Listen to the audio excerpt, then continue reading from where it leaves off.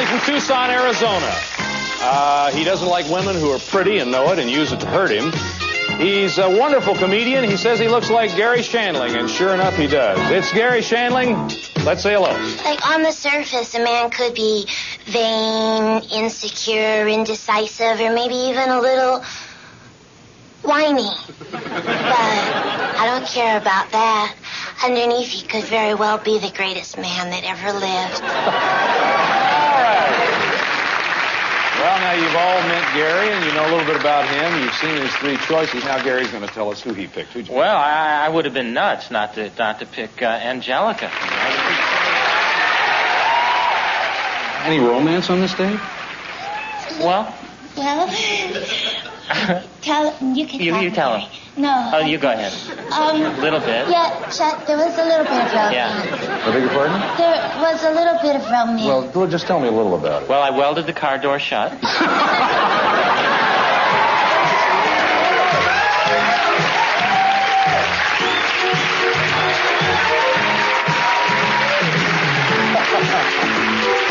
Well, it's great. Have a seat there and just make yourself at home. And I just... You two suppose you'll be going out on a second date together? I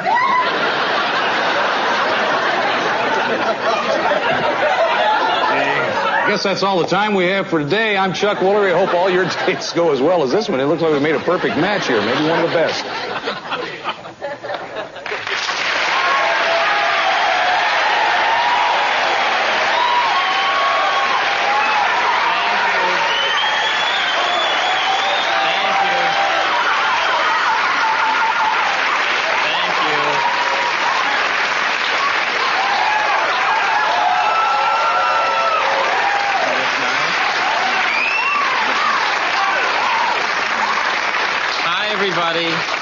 Well, this is a first. Welcome to Garry and Angelica's show. That's right. Thanks.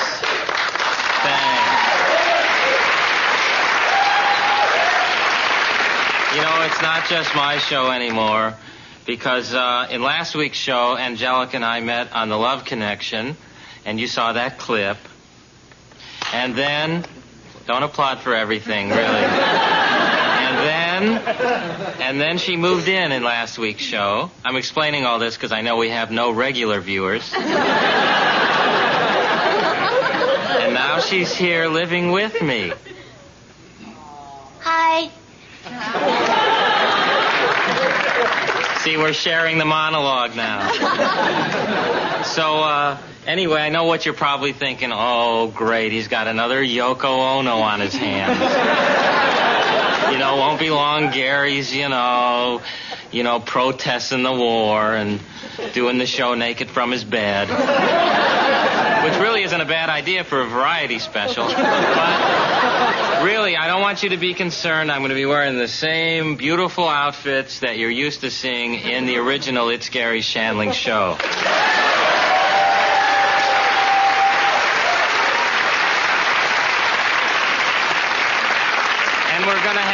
We're going to have just as much fun around here as we've always had. And if you don't believe me, why don't you take a look at these pictures of what the week's been like while you listen to the new opening theme.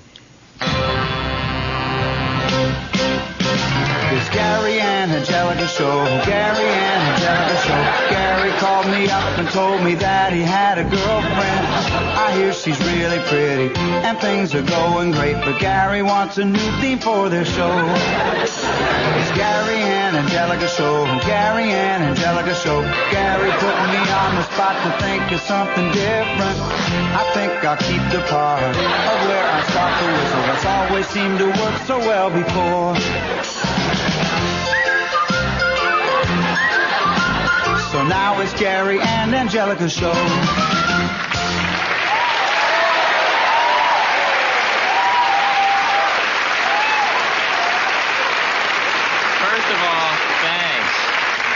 First of all, I'd like to say, don't you think I look good in a dress, quite frankly? Thank you.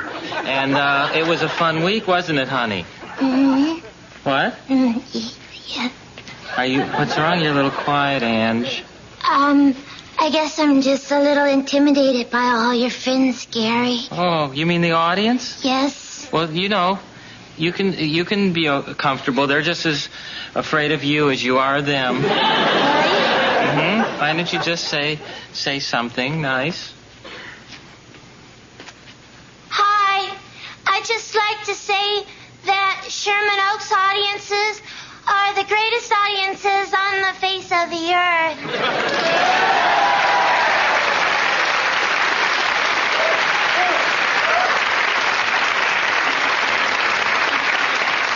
See? Is she a quick study? Who's that? Oh. Don't you remember I told you Pete was coming over? No. Hey. Hey, Gary. What's going on? Hey, Angelica. Oh, it's Angelica, Pete.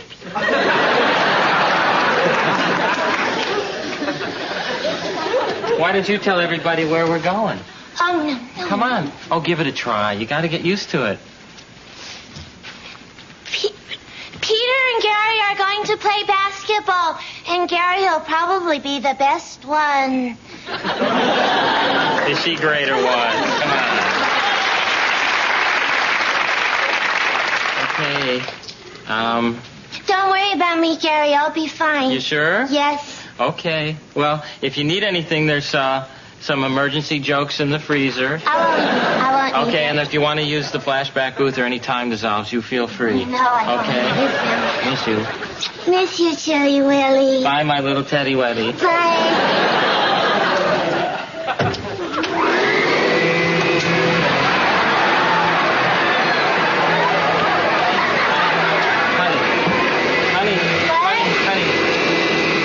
I don't think you want to be vacuuming. It ruins the reception at home for the people watching. I didn't know that, That's Gary. okay. It gets all snowy and everything. Oh, okay. There's no way you would, my little stone pony. Bye, my little snow cone. Let's go, my little Eskimo pie. Come in, my little bluebeard. Bye, Gary.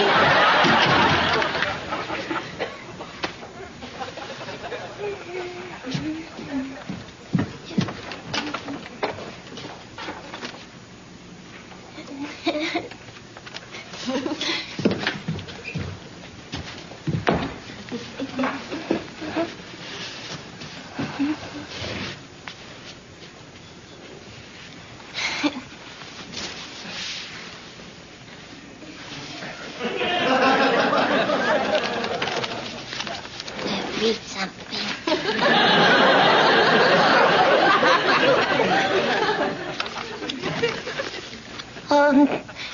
Maybe all of you should have gone and watched Gary play basketball.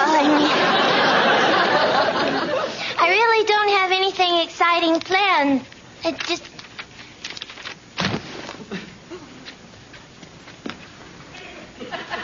I'm just going to go to the kitchen and surprise Gary, make him some dinner. He likes food he can play with. Oh, I know. Clams. He can do his little puppet show. Oh, wait a minute. Where are my manners? Why don't all of you stay and have some supper with us? I can make dinner for everybody. Would you like that?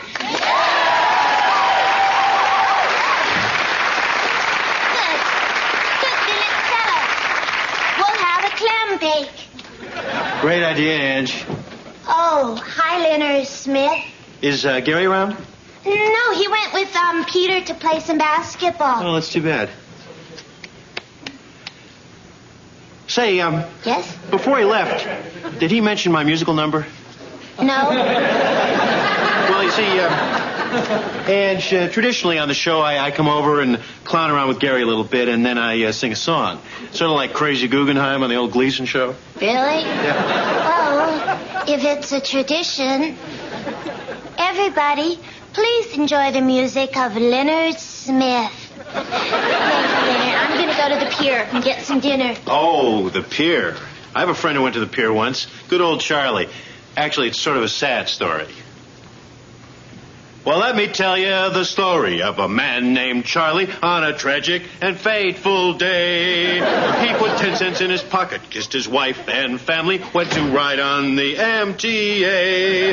Well, did he ever return? No, he never returned, and his fate is still unlearned. Poor old Charlie, he may ride forever neath the streets of Boston. He's the man who never returned. Charlie handed in his dime at Kendall Square Station. Oh, you're still with me? When he got there, I thought maybe you'd want to stay and listen to Leonard sing his song. Well, I'm glad you're here. I thought maybe after I went to the pier, I could stop and get hot dogs and corn on the cob for people who don't like it.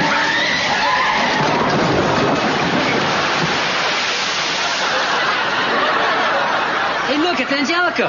She's from Miss Garry and Angelica's show. She's my favorite on that show. Me too. Oh, no. Gary's car. Gary's car. I just drove the nicest car I ever saw to Santa Monica Pier. I didn't know the pier was that short. Oh, no.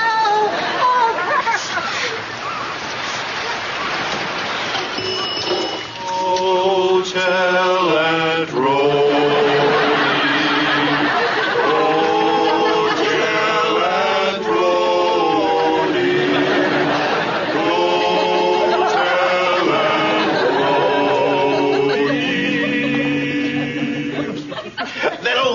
Show swings. She's very. She knows how to stand on the beat.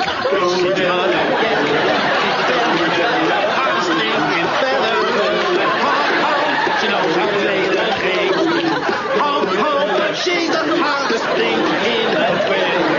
Home, home, that old gray goose. Home, home, that old gray goose. Home, home, she's the old gray goose. She's this thing.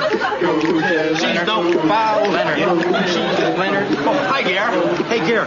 These are the lads. Chet, Bess, and, of course, Al. We're going to get this as the old coffee house days. Leonard, what the heck is going on? Well, Angelica said we could sing on the show. Honest, I she swear. did. She said, yeah.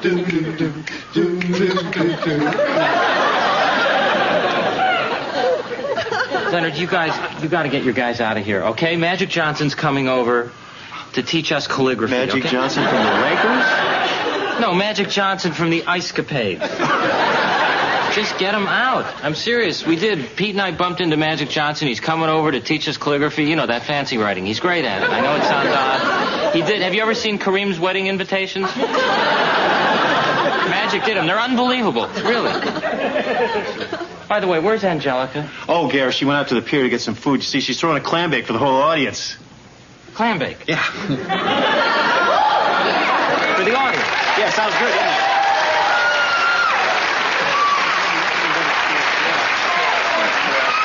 Yeah.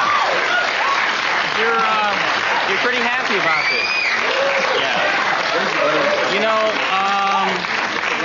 don't you think it's taking advantage a little bit of somebody who's new to the show? Making them cook for... Why don't you have them clean your seats? Why don't you have her come up and clean your seats? You know, you're a bad audience. That's all I have to say. Bad audience. Bad audience. Yeah. Okay, you're a good audience, but you did a bad thing. Really. You can't do that. You're a bad audience. Bad. No. Hang down your head, studio audience. Hang down your head and cry. Hang down your head, studio audience. Poor boy, you're bound to die. Hang down your head, audience. Hang down your head and cry. Hang down your head, audience. Poor boy, you're bound to die. Poor boy, you're bound. How does it look? Not too good, I'm afraid. We got extensive body damage here. And the rear axle's bent. Got to realign all four wheels and, rewire the entire electrical system.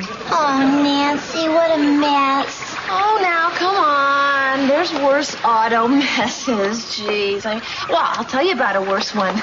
It happened to me, yeah, sure, 78. I spun out of Daytona. What a mess. Did about 4 cartwheels, smacked into the wall, burst into flames. I'll tell you, talk about your messes. Thanks a lot for trying to cheer me up, Nance, but I wasn't just talking about cars. Life with Garry is a whole lot stranger than I ever thought it would be. Well, maybe it would help you to think about Diane Fossey. Oh, what? You know, that naturalist who lived with the apes for about, 10 years. Sure. Well, it's a similar kind of situation. Yeah, and she stuck it out. I'll tell you, she stuck in there, and eventually she really ended up enjoying herself. Quite a bit. Sure, yeah. Well, I better get back under that car. I'll tell you, I got about 6 hours worth of work. 6 hours? You betcha. Would you mind handing me my 3/4 box wrench? Yeah, great. Thanks. You're welcome.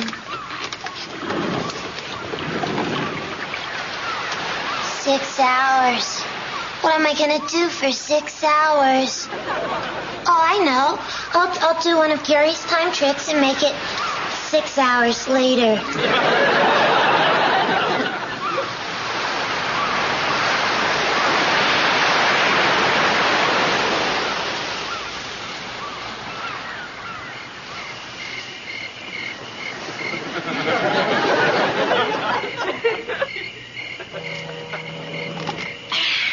Finished. I guess it worked. Thanks, Nan. Okay, I have my speedball pens, and I got my India ink, and we have our rice paper, and so we're all set for our calligraphy lesson. Honey, I'm home. Oh, hi, honey.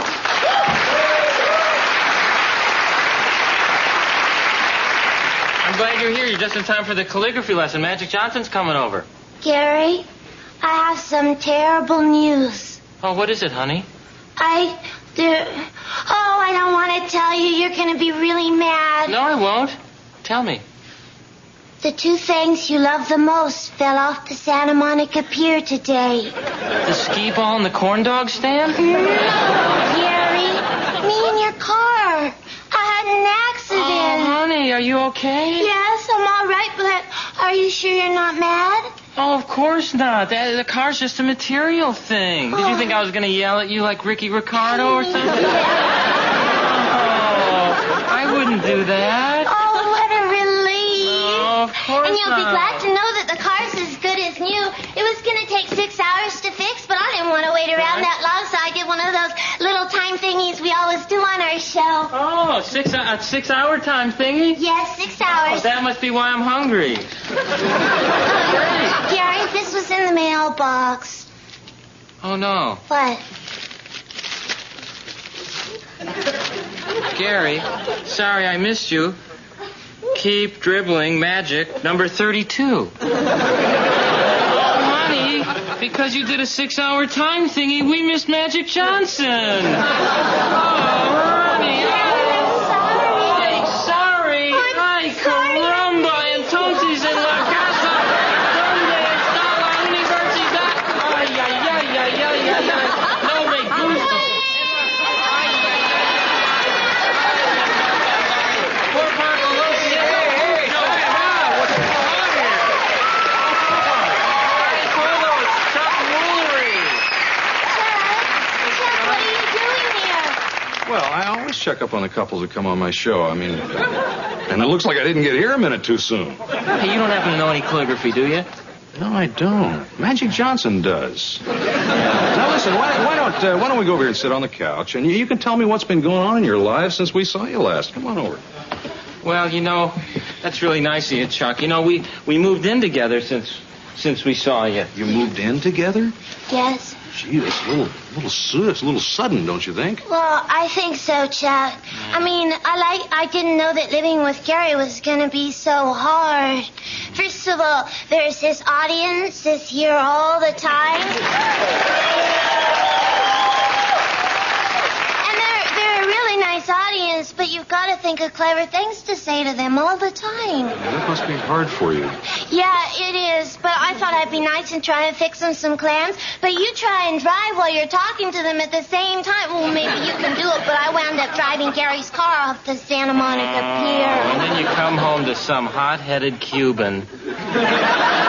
I'm so sorry, honey. Oh, I'm sorry, too, Gary. I love you very much, but I don't think I was ready for the responsibilities of moving in here with you. Yeah. Gary, what do you think about that? I don't think I'm ready for the responsibilities either, Chuck. Yeah. Could I offer a suggestion? Sure. If anybody knows about love, it's you. And Bob Eubanks. Listen, why don't you kind of just step back from this relationship a little bit? Give it a little time. Start dating again. In fact, if you start dating again, we'll even pick up the tab for the day. Hey, really? What do you think? Well, I don't know, Gary. I think it'd be great. Maybe it would be a good idea after the show. Okay. Not when the show's on. Great. We'll see each other when the show's not on. We'll go on that date. Great. That's a good idea. Listen, I got some... here's $23. You guys go out and have something great. Thanks, Chuck. 20, 21, 22, 23. Wow, this is going to be our best date ever. Thank you. Hey, I think we learned a lot of things tonight. First of all, Chuck doesn't, dump his contestants like other game show hosts who, they probably never see him again. And second of all, I think we learned that if you have a TV show, you got to be really, really conscientious about the relationships that you get involved in because there's a real responsibility there. That's why I hope Dan Rather never really moves in with a girl. It would really muck up the CBS Evening News, And I'll be seeing, Angelica when we're not on the show, and so you'll probably just have to read about it in one of those magazines, like Boy's Life or something. And I guess I'll see you all next week, okay? Yeah. Bye, everybody.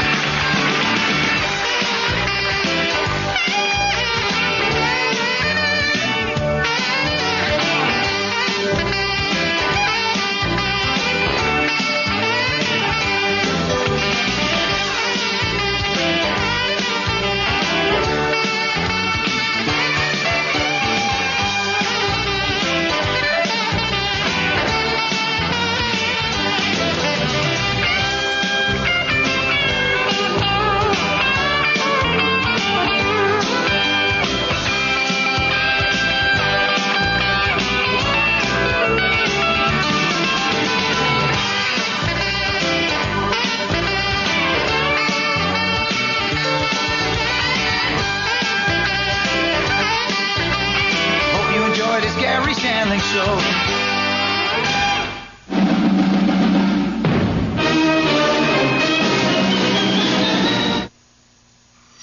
What's Garry up to next? Well, isn't it just about time for a Christmas show? I've always wanted to have one of those old-fashioned kind of Christmas shows ever since I was a kid and had my imaginary television series. So all is calm, all is bright, right? This is turning out to be the worst Christmas show since Dean Martin's Christmas in San Diego. Impossible, you little elves at home are saying, find out as heaven and nature sing on the next episode of It's Garry. Well, a Merry Christmas and a Happy New Year. Wait a minute.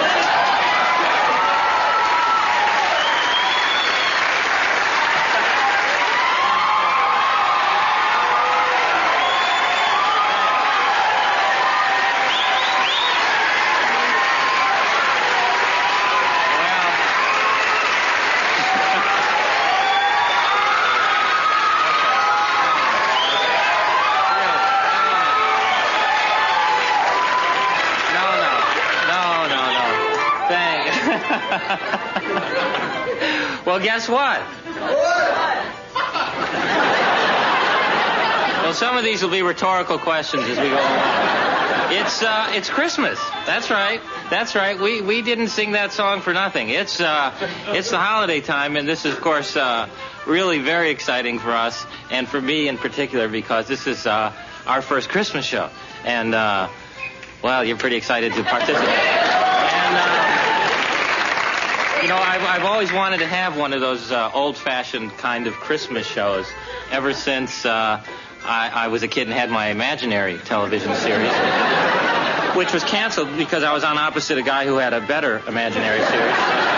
And so now this is really great because we're going to have a whole show here with my mom and friends, and it's just really exciting. We're going to decorate the tree, and you know, half the fun of decorating the tree for me is that, you know, I make my own ornaments. Yeah, you probably guessed that, but, you know, I don't think you need to spend big, hard-earned bucks on store-bought ornaments like these when you can make your own gorgeous homemade ornaments out of peanuts and chips, or this one's actually made out of macaroni and cheese, which is what I believe they actually ate at Bethlehem. So,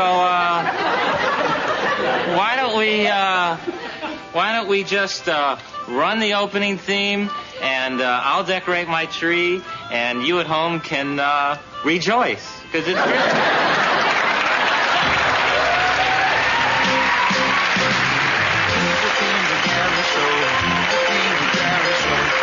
Called me up and asked if I would write his theme song. I'm almost halfway finished. How do you like it so far? How do you like the theme to Garry Show? This is the theme to Garry Show, the opening theme to Garry Show. This is the music that you hear as you watch the credits. We're almost to the part of where I start to whistle. Then we'll watch It's Garry Shandling Show.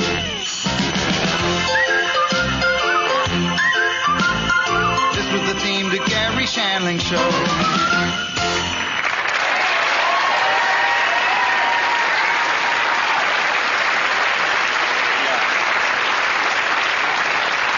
Boy, that theme really gets you in the Christmas spirit, doesn't it? This is going to be great, really. Gary, great party, delicious macaroni and cheese. Oh, thanks. Pete eats all my ornaments. Last year he ate the manger. It was really amazing. It's a beautiful treat, Oh, Jerry. thanks, Jackie. That really means a lot to me. You must have been cooking all day. Oh, yeah, I was. As soon as the meatloaf comes out of the oven, we're going to stick it right on top of the tree. Make your own ornaments. Wait. Make your own ornaments. Grant, you all right? You having fun? Yeah, Uncle Gary, but you're really running low on single chicks. Yeah, well, you know, hit on some of the married women, Grant. What do you say? Oh, yeah, like I'm really going to hit on my own mother. Well, hey, stand in line. You know what I mean?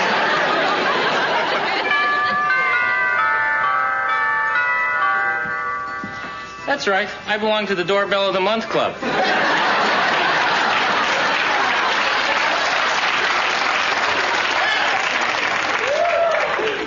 Hi, Gary. Oh, man. I can't place this guy. Oh, I hate that feeling. Hey, you. Good to see you. You have no idea who I am.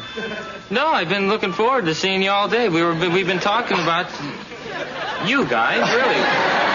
All right, I'm going to let you off the hook. I'm Dominic Carbone. I just moved into the complex. That's right. Nice to see you. Hi, Nancy. Glad you can make it. Oh. Hope you don't mind. I asked him to come. He was going to be home alone tonight. Oh, of so course not. It's Christmas. Have a good time. Make yourself at home. Baba, here's your present. Oh, thanks, Mom. This is really nice. I'm going to put it right under the tree. No, I want you to open it now.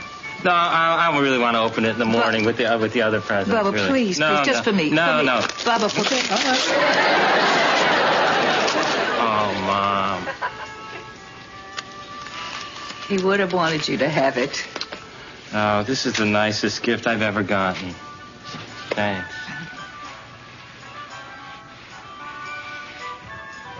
Hey, everybody, look at this. This is my dad's old watch.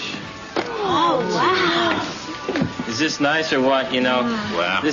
He used to teach me time on this watch, and he would never take it out of his pocket, so we got pretty close.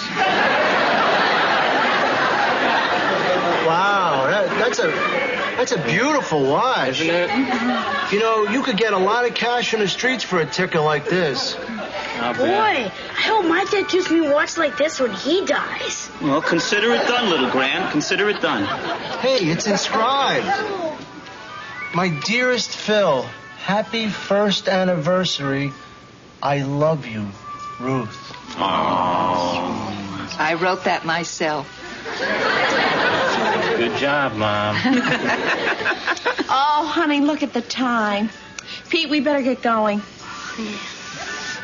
You guys got to go? Yeah. Oh, sorry, Garry. Well, we have to go to another party. Merry Christmas. We love you. Oh, Merry Christmas. Gee, I thought you guys were going to be staying. Yeah, Merry Christmas. Bye, Uncle Gary. Okay, Gran. Bye, Gran Aunt Ruth. Well, Merry Christmas. Merry Christmas. See you later. Yeah. Hey, good luck with your mom, huh, Gran? Oh, huh? come on. Yeah, Gary, I'm going to have to go, too. I've got a million presents to wrap. You're kidding. Yeah. I thought you were going to stay. Well, How about Dominic? You stay? Well, Nancy asked me to stick my finger in the bows when she ties the ribbon. Yeah. So they look real festive like Oh, sure, that's important. Merry Christmas. Thanks a lot. Oh, sure. Okay, well, see, I hope you had a good time. Merry Christmas. Merry Christmas, Dominic. He's a nice guy. Well, I guess I better go. Not you too, Mom. I've got to get home. I've got to get home in time to see Miracle on 34th Street. No, your father and I watch that every Christmas Eve. Well, gee, Mom, why don't you stay and I'll put on Silent Night, Deadly Night. It's really it's a classic. There's a lot of red and green in that movie, I'll tell you that. Oh, well, I like slasher movies just as much as any other mother. Great. But not on Christmas Eve. Merry Christmas, darling. Hey, Mom. Merry Christmas, lads. Merry Christmas, Mrs. Shanley. Gee, Gary, looks like Hey. the lads and I closed the joint, huh? Hey, good to see you guys. Boy, you wouldn't think Tom Petty would be one of the lads, would you? You know, it's not easy to get into this group. Last year they kicked out Springsteen because he wouldn't wear the sweater. Well, I guess it's time to go spread a little Christmas cheer now, Gary. Christmas cheer, Tom? Don't you mean Christmas cool? Oh, great. The first Noel, the angels did swing. And they were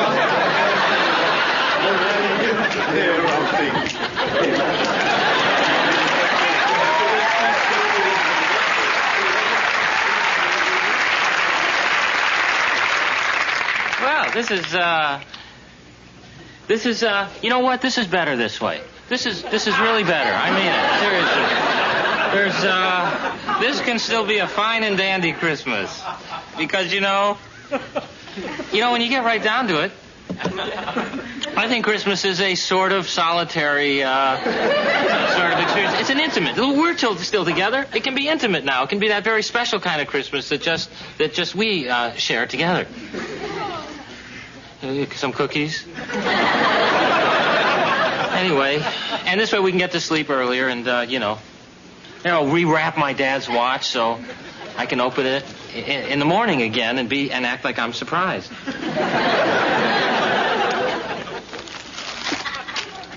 This is really nice of my mom.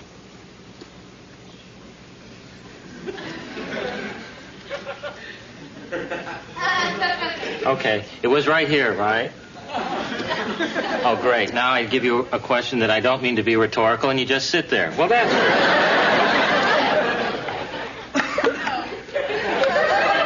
Well, it could have fallen in here. Well, where did it go? Okay, my mom had it. Oh, man, I'm going to have to turn this place upside down. I got to find this. This will just take a second to turn the place upside down. I know what you're thinking. I know just what you're thinking. Gee, does he have these straps on his tricycle? Okay, here we go. Ready, set, go.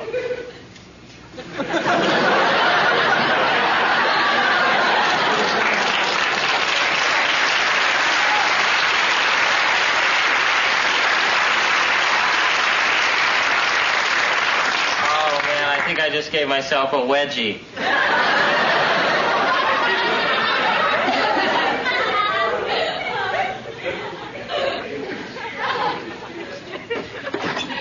No watch.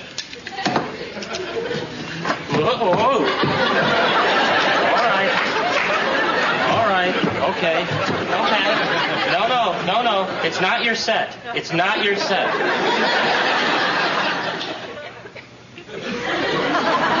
There we go.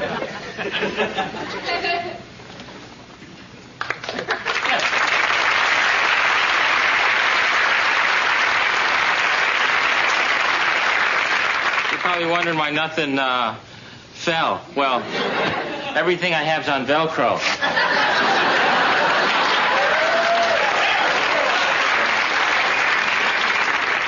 Some guy in the 70s knocked on my door and said, I'll Velcro the whole place for $89, so how can you pass up a deal like that?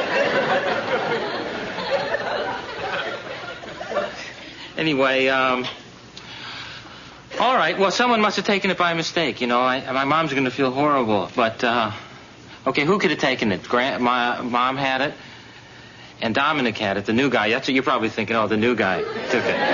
Yeah. You think so? Don't you think he deserves the benefit of the doubt just because... Well, okay, I think that's a pretty pathetic Christmas attitude. Well, let's go over there and find out what the deal is. Come on.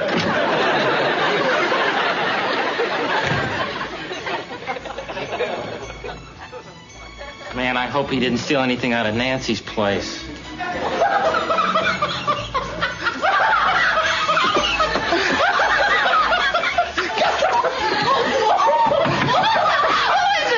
Hey. Hi, Garry. Hi, Nance.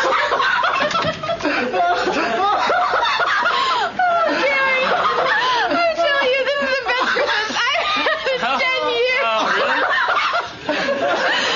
You know, first there was your party, which was just, great. And then we came over here, we wrapped all those presents, and then we had a couple of eggnogs. Oh, yeah? Now we're having a tinsel fun. Oh, Garry, I tell you, I really like this guy. Oh, really? Yeah, Really? he's great. Really? He's great. Well, what, are you going to sleep with him or what? Yeah, I think so. You're Garry, kidding. no. Oh, good, because I was going to ask him something like this. That would have been really awkward. Go ahead. So, Dama, I was just wondering, this is kind of hard to ask, it's, first of all, really nice meeting you. What time? Do you know what time it is, by any chance? What? That's what you came over here to ask. Right. Well, no, I'm sorry. You know, what happened is I was unwrapping my mom's watch there, and then I put it on the table, and then you looked at it, and I can't find it. And I thought maybe, since Dominic was the last one to touch it, I thought, maybe he would... Maybe he took it. Oh, no. I wasn't thinking that. I thought, maybe he was looking at it. You know how that can happen, and maybe it falls... Wait a second. Well, Hold. pretty much, yeah. Time out. Hold the jam. Whoa. You thought I took it? I can't believe this guy. Let me tell you something, mister. I, Dominic Carbone, am a good guy. I don't bother nobody. I'm sitting at home tonight like some lonely jadrul. This woman is kind enough to take me into her heart. We're having a great time, and you gotta come by. You gotta come by with your head of hair and your no-talent attitude and knife through all that is sacred. But this, the sacredest and holiest of nights. I got a heart so big, if you fell off it, you'd break your neck. Maybe I was a little... Listen to me, lips of life. I could buy you and your stupid watch. Well, okay. Oh, what, you feeling kind of froggy now? No.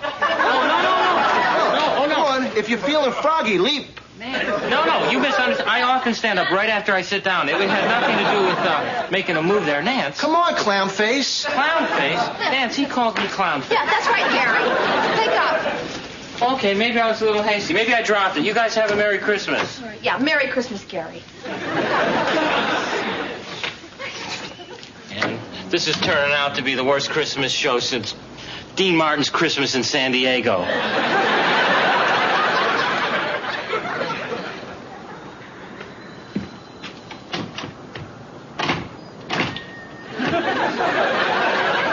Oh, great. I don't even have my keys. Jeez. I'll bet Dominic stole them. This is great. Christmas on my front porch. There's a thrilling moment. Let's just sit this one out, okay? Turn something else on. Really, you don't want to see this. Oh, hey, Mom. I need to talk to you, Bubba. Are you okay? I have something to confess. What is it? Well, I guess the holidays just make me feel a little more emotional than usual. And so I saw your father's watch sitting there on the table, and I couldn't help myself. I picked it up, and when I held it, I guess it made me a little less lonely for your dad, and so I took it back. Oh, Bubba, I am so... It's okay, I'm Mom. So ashamed. It's okay. I thought I lost it for a second. If it means that much to you, you should keep it. I felt so badly about it, though. I did. I brought you a replacement gift. Oh, that's nice, but you didn't need to do that. Here. Oh, gee, it's Grandpa's watch. I did love it so. Oh, well, then you should take it. Take it back. What's the matter, dear? Well, it's just been a really bad Christmas, Mom. It's I ruined it for all my friends, and I'm locked out on my porch, and I don't have a clue what time it is.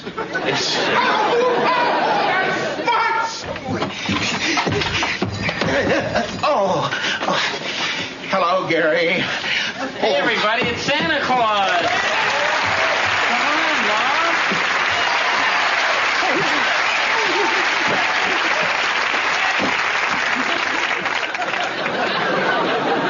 Santa, what happened to your big red suit? I ripped that when I slid down your chimney. When I hit your fireplace, I landed kind of funny, and I twisted my ankle. Bubba, have you been greasing the inside of your chimney again? Great so. Oh, man, now I've ruined Christmas for Santa, too. No, you haven't ruined anything. Oh, Gary, what can I do to cheer you up? Oh, Santa, I don't know. I just always wanted one of those old-time Christmas shows, And it just... Can I sit there? Oh, sure, Gary, sure. I always wanted one of those Christmas shows, where the family was around the piano singing carols, and all your friends were there, and there was ice skaters, and snowmen, snow. Gary, that's no problem. You've been such a good boy. All you have to do is close your eyes, wish real hard, and your Christmas wish can come true. Really? Yes. Now, Bubba, do what Santa Claus says. Close your eyes, and we'll ho, ho, ho. I'm dreaming of a white Christmas.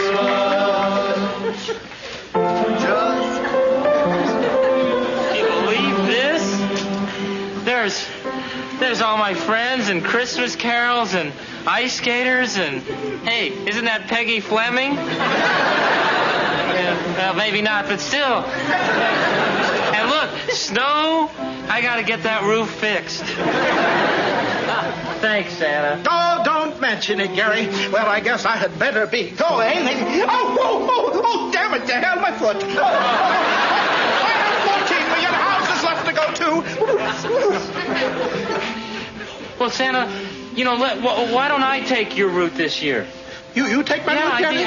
I'd be happy to. Oh, you would do that for me? Sure, you did all this for me. Bubba, that would just be so nice. Oh, that would be marvelous, Gary. Great. Well, that's our Christmas show, I want to thank Santa, who, by the way, did that the whole thing with, and there was no technical device involved whatsoever. And I want to thank Dominic. Dominic, no hard feelings, huh? Merry Christmas, Gary. Merry Christmas, Gary. You bundle up before you go. Okay, Santa. Merry Christmas, Gary. Merry Christmas, everybody. That's right. I have something for every occasion. And I'll be seeing you at home in just the next few hours. So, and please, for God's sakes, don't grease your chimney. Really. Watch out, you better not cry, you better not pout, I'm telling you why. Garry Shandling's coming to town. He's making a list, checking it twice, gonna find out who's naughty or nice. Garry Shandling's coming to town. He sees you when you're sleeping, he knows when you're awake, he knows if you've been hip or square. So be hip for Leonard's sake. Thanks, Tom. You better not shout, you better not cry, you better not pout, I'm telling you why. Garry Shandling's coming.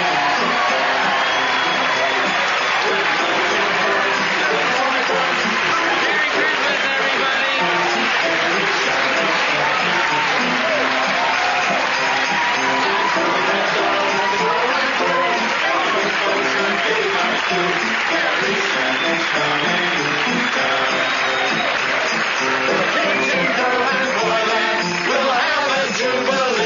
They're gonna build a toyland town all around their Christmas tree.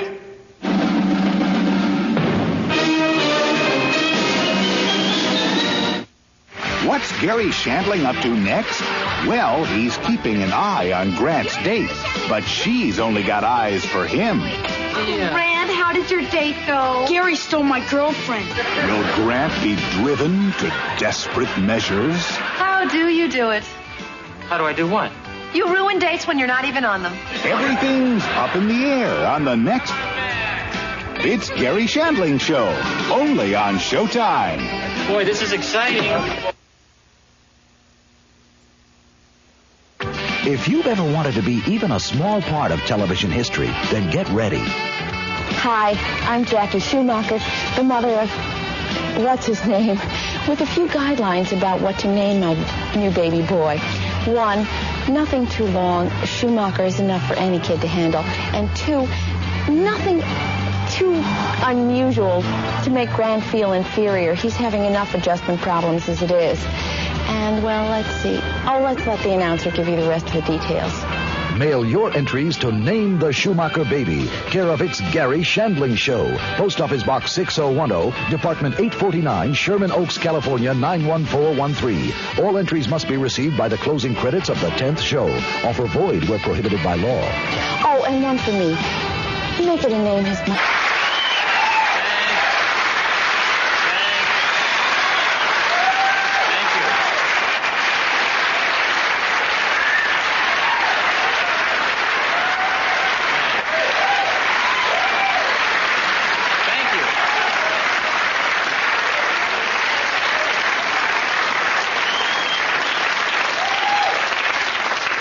There's always so much more applause before the show than right after the show. Anyway, I'm a little nervous about tonight's show. It's so good to see you all. I'm a little nervous because tonight is actually the first show. Well, I'm not real nervous, first of all. Well, I'm wearing dress shields. But then I always wear dress shields, so... There's one man in the audience who likes dress shields jokes. And, when I make love, I actually wear sweatbands. Because that's how much I sweat. When I make love, I wear sweatbands.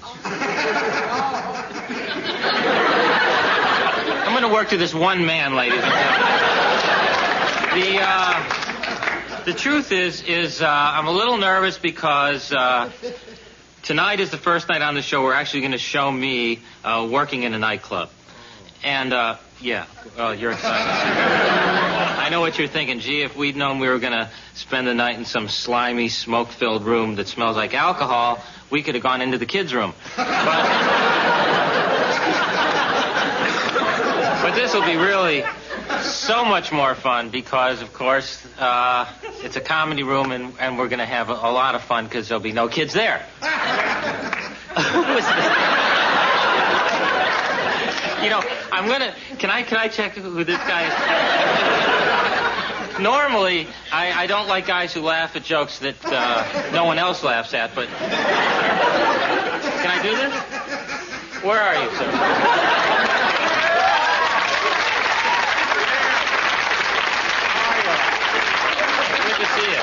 This is David Woods. He's normally not on camera because he comes and does the warm-ups before the show. Thank you, David. Good job. Is he funny? David funny? Oh, this is nice. What are you writing down here, sir? What are you taking notes? I'm a TV critic, and I don't want to wait until it goes on the air. Oh, good. That's a nice sweater you're wearing, really. Seems only fair we can critique you as well. Now look at this guy. This is, by the way, how you should all laugh. If you ever come to this show, this is an example. Nice to see you, sir. What is your name? Norman Wax. Norman Wax. And is this your wife? Yes, it is, Gary. Yeah, this is my wife. Yeah, the wonders of nitrous oxide, ladies and gentlemen. That's my wife, Rose. Yeah, oh. Well, there. Let's explain it a few more times. Where are you guys from? We live right here in the valley, Gary. The San Fernando Valley. Oh, thank you. For a minute, I thought maybe they lived with Rudy Valley. Really? He can't help it, Gary. He's your biggest fan. Oh, that's nice of you. That's nice of you. What do you do for a living, Norman? I'm in real estate. Yeah. Commercial or residential? I do both. Oh, great. Well, gee, if I ever want to live in a Dairy Queen, I'll give you a call. You know, yeah, he's not spitting on you, is he, man? Because I've seen that happen.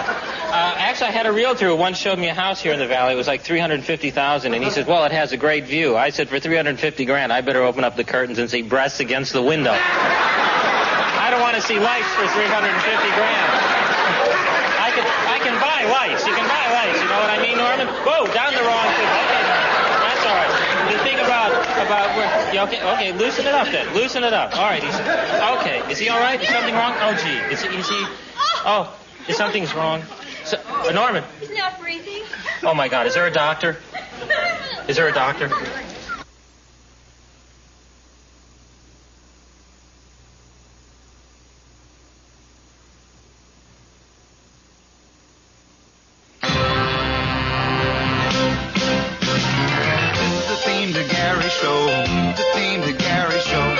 Called me up and asked if I would write his theme song. I'm almost halfway finished. How do you like it so far? How do you like the theme to Gary Show? This is the theme to Gary Show, the opening theme to Gary Show. This is the music that you hear as you watch the credits. We're almost to the part of where I start to whistle. Then we'll watch It's Garry Shandling Show.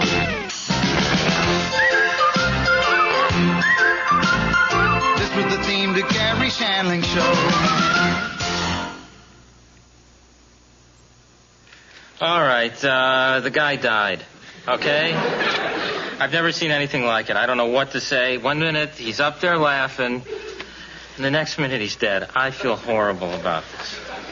Oh, thanks for snickering. That's really nice. Pete, thanks for coming over. Really, I appreciate it. It's a very difficult time right now. You really don't expect a thing like this to happen, Gary? Oh, I'd say. Right. I mean, if a man is crossing a street and he gets hit by a car, or if he's a matador, I mean, that's to be expected. But when you come to a comedy show, I mean, who expects this? It's terrible. Was he married? Yes, he was married. Children? Children. My God, that could have been me and my family. Pete, try just a little bit to say something that might cheer me up. Just maybe one little thing. Gary, it's very sad. You just killed a man who loves you. And Gary, when word gets out, forget about it. You'll be lucky if anybody comes to the show. Good one. That lifted me right up. real classy move, Uncle Gary. Picking on an old man because he wouldn't laugh at your jokes. It just so happened he was laughing very hard, Grant. Oh, apparently not enough for Mr. Hey, look at me. I'm Garry Shandling.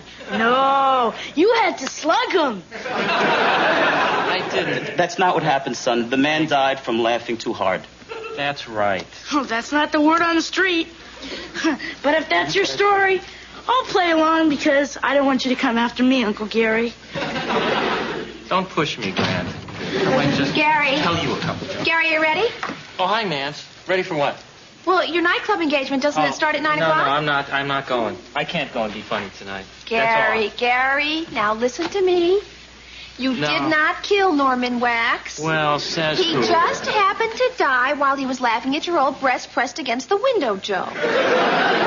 Jeez, Uncle Gary, I can't believe you stole my breast against the window joke. That's right. And now there's blood on your hands as well, okay?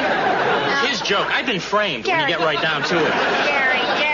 Gary, listen to me. It was an accident, and you shouldn't feel responsible. Now, come on and get dressed. Let's go to the club. No, come on. no. Come on. It's a waste. It'll be a waste of come on, time. Gary. I'm not going. Gary, if you were a man, you would go to that club. Well, if you were a man, you'd grow a beard like Pete. Okay, I will. Oh, well. Okay. I'm going to have to go to the club because she can grow one. She's always had that over me. No matter how hard I try, I can't grow a beard. Okay, I'll go.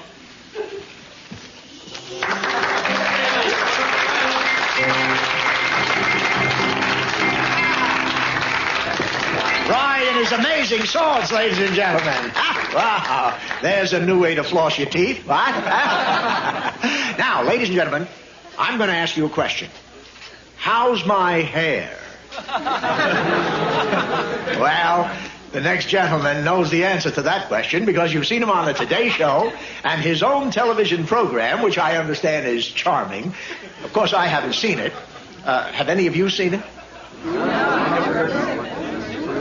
Well, be that as it may, let's get together and give an extra special welcome to Garry Funny Shandling. I set up the hair thing for you.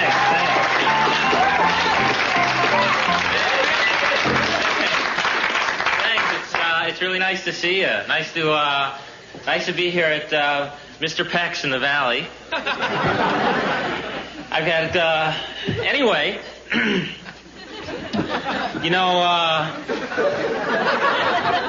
The last girl I made love to, I said, was it good for you? She said, I don't think this is good for anybody.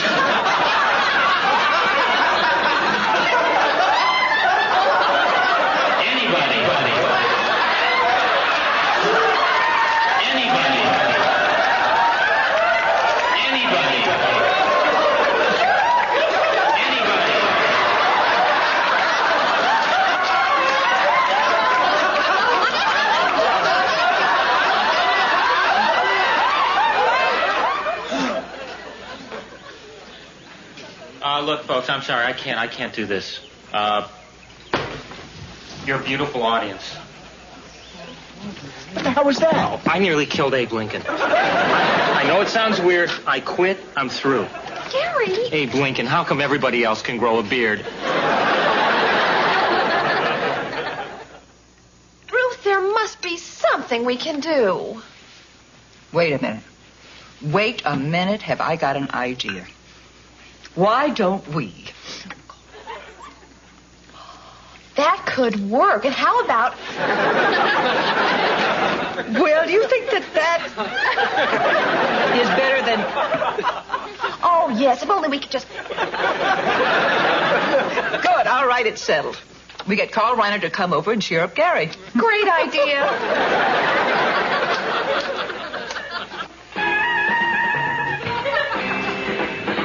Today, thanks to advances in scientific and industrial technology, the world of work offers greater opportunities. 30,000 different occupations now exist. I'm thinking about a new career, that's right. Finding a career that's right for you are excellent, providing you begin to plan today. The future belongs... Good haircut on that guy. But it's not only training, but training for the job that... Good haircut on this guy. Analyze yourself. I love these things. You know what I could do?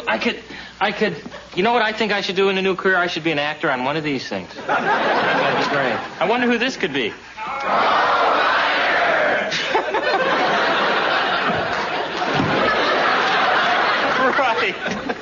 Right. Carl Reiner. Like we're going to get Carl Reiner. You should get your money back right now. Hi, Gary.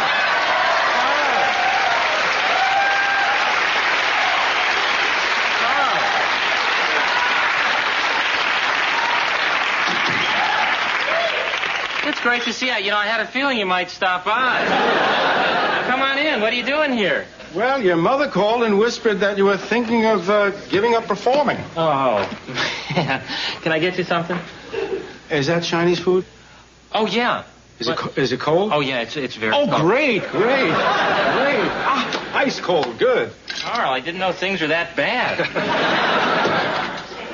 Would you like a fork? Oh, it's fine. Delicious. Well, I'm glad you came by because I am thinking about quitting. Why? Because somebody died laughing in the audience. First time, huh? Yeah. That's the hardest one. You mean this happens? Oh, Gary, this stuff happens all the time. We don't like it, but it's one of the grim realities of our business. You're kidding. Yeah, it's happened to all of us. On the show of shows, right. Sid Caesar was responsible for 2 or 3 casualties every week. Is that right? I'm starting to feel better. The 2,000-year-old man. Oh, one of my favorites. Mel Brooks and I killed 25 people with that bit. And that was mainly at parties for our friends. Is that right? I had no idea. Well, this is really nice of you. I appreciate what you're trying to do, but I've decided I'm hanging up my lips. The decision's made. Gary, you can't hang up your lips. Just out of curiosity, how would you go about hanging up those lips? I don't really hang them up, Carl. They're folded. It's much like an American flag. It's a whole ceremony. The color guard comes, they play taps, and they fold it up. I lower my lips at night all the time. Unless I keep a spotlight on my lips. Gary, you're so funny you can't give that up. Yes, I can. No. Now, look. Steve Martin has killed more people than you'll ever kill. Well, I don't use props. Look. He was going to pack it in. He was going to quit. He was going to pack it in. Really? But when he went to his first funeral, he changed his mind. Now, I guarantee you, when you go to that funeral... Wait, I'm not going to the funeral. You've got to go. No, I'm not going to the funeral. You've got to go. I killed the guy. Don't you understand? I'm not... This is a catharsis for you. No. And it'll be especially good for the family. Oh, you mean so they can take their hostility out on me? Their venom. Their venom. They'll wash... That venom will wash over you and it'll wash out your guilt. You've got to go to the funeral. Good for us. Good for us. Right. Well, wash the venom and wash the guilt. Right. I'm going to go. I've never been wrong about this. You never have. That's good advice. I'm going to go. I'm going to go. Maybe it will be good. Listen. I should go change. Am I in the funeral scene? No. Wait. Your mother called me for this one lousy scene? Yeah. Hey, Garry, I got a suit and my toupee in the car. I don't know what to say, Carl. Really. You could say I could come. I got to change.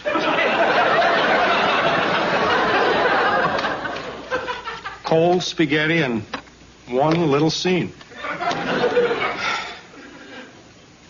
I think I'll make some long-distance telephone calls.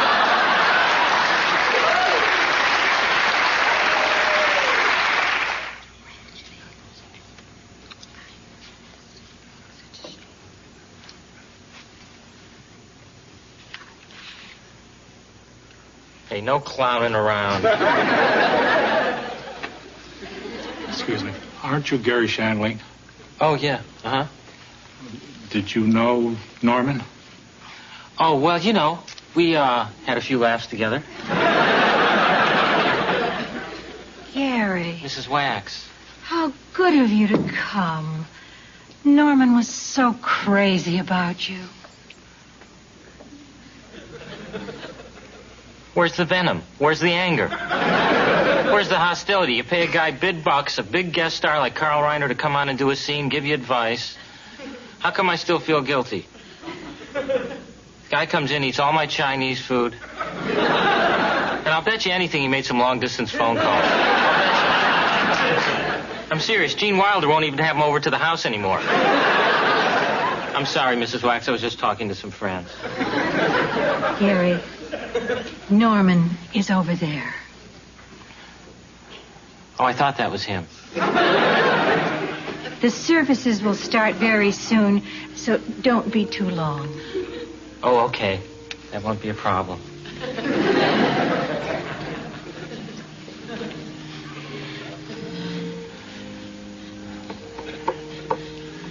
You know, I've never, I should pay my respects, but I've never, seen a dead guy before. I'm kind of scared. Will you guys go with me? Oh. Thanks.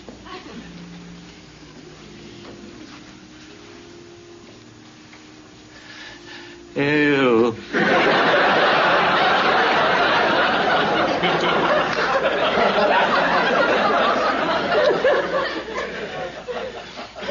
You know, normally I don't like a guy who wears this much makeup this early in the evening. Hey, Norman. You know, Norman, I'm really sorry about telling all those jokes and making you laugh and everything, really. If I'd known you were going to laugh that hard at the breast joke, I wouldn't have told it. I would have told some jokes about fishing or something. I'm really sorry. That's all in hindsight now, Norman. I just feel horrible. You mean you know other jokes? Was that a dead guy just talking to me? Really, is my hair standing out straight? Be honest with me. And if it is, how does it look? Does it look better this way? Yeah. Oh, come on. Tell me the fishing jokes. Well, Norman, you know, I quit performing. Please, or I'll tell God what you did on prom night. Oh, he's got me there. Well, Norman, you know, I used to go fishing with my friends, and we didn't know how to fish, you know, and we're traveling too fast in the boat. We're going like 40 miles an hour. And I look back, and the worm is water skiing. You know, the worm's on one hook doing tricks, you know. We're not catching a darn thing. So this other fisherman comes up to us and says, hey, you know, you should go to the end of the lake. The fish are spawning. So I'm figuring, great, you know, we'll be pulling them out two at a time. You know, I'll get them right when they're doing it. You see what I'm saying? I don't want to bother fish while they're spawning. I don't want to be making love and someone dangles pizza over the bed. You know, and you're going, honey, just a minute. There's pizza up there. You know? So then I go to this trout farm, right? Do you know these places, Norman? You know these places where they, like, it's a private lake and they don't feed the fish for like 2 years? And you pay $10 and you go in there and fish are coming out on land looking for food, you know? You know what I mean, Norman? You can just go, I got bass. I was using a Kenny's Loafer. What were you using? I used to go hunting with my dad. My dad wouldn't use a gun or a rifle. We just used to take a Buick down to a deer crossing and wait. Really, he had a scope on the dashboard of the car, Norman. See if one hit him? Never have guns around the house. One time someone broke into the house, my dad yelled, get the Volkswagen, there's a burglar in the house. I don't know, Norman. I've been having a lot of trouble with my social life lately. Last girl I made love to, I said, was it good for you? She said, you know, I don't think this is good for anybody. You can call around if you like, but I'm pretty sure about this, Gary. And I really hate when women talk in bed. I was making love to this one woman, and she was talking to the point where I had to say, hey, hang up the phone and pay a little attention. don't know, Norman. Nice jacket. They should put expiration dates on clothing so people know when they go out of style. Norman, that was just a joke. Norman, look. Norman? Norman. Gary, one last request, please. Hey, anything you want, Norman. You're the best audience I ever had. Can I play my harp over the closing credits while you dance with my wife, Rose? You got it, pal. We're both feeling great. Well, that's our show.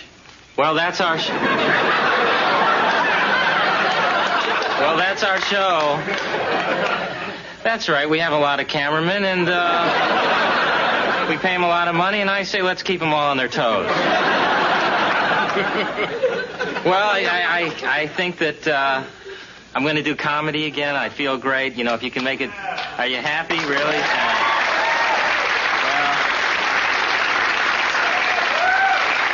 You know, if you can make a dead guy laugh, you can make anybody laugh. I think that's an old comedian saying. And I hope you had a good time. And, you know, that's our show for tonight. And I'll see you next week, God willing. Take it home, Norman.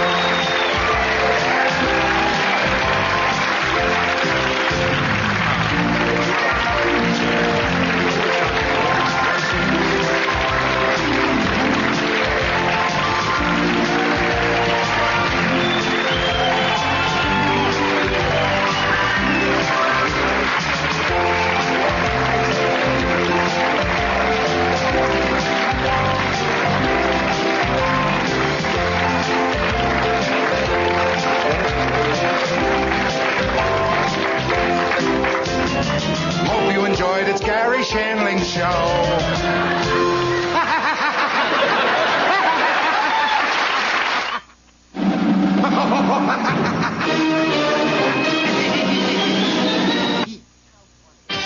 What's Gary up to next?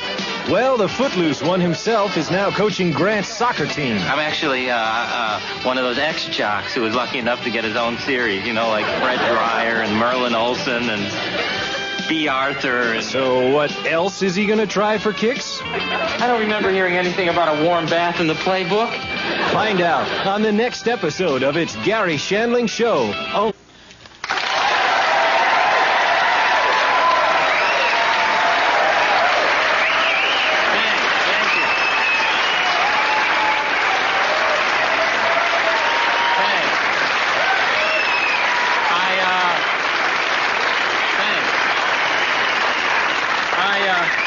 Thanks. Well, welcome to the show. And there's not much of a monologue tonight because I'm actually really excited. Well, I know you're disappointed. I've never seen such a disappointed reaction. It slid right by you. Didn't you know? Monologue? Not do a monologue? Oh, honey, let's get out of here. I'm actually excited because I got a new stereo VCR, and well, you're laughing at the wrong places. And I got a stereo. It's just a video recorder. I got this stereo TV because I love stereo television. I mean, isn't it the best? Really, it's. Yeah, it's. You never do really say it's not in stereo. Why waste our time, do you? But I like stereo TV. I like watching Password in stereo because it's like Betty White sounds like she's over here, and you know Jamie Farr sounds like he's way over here. Bert Convy comes right out of both speakers, right at you know? And so then this way I can now tape my stereo programs and play them later at parties because I have a lot of really. Okay. Well, I really don't have any. I don't like parties, if the truth be known. It's really to the point now, if I'm not invited, I don't even go. So, the deal is, this is my place. And, you know, Grant is... This is a wonderful angle I have on Grant. You know... Little Grant is helping me install the video recorder because he's really an electronics whiz. And so then I promised him as a reward for helping me install this that I would take him anywhere he wants to go on Saturday in the car. You know, he loves going in the car. I crack the window down a little, and he sticks his head out. And the wind hits him in the face, and, you know, it's adorable. He thinks he's people. Really. So, now how much longer is this going to take, Grant? Oh, cool your jets, Uncle Gary. It'll be ready when it's ready. Sure, he's got a hot temper. You know, I hope he uses his genius for good, not evil.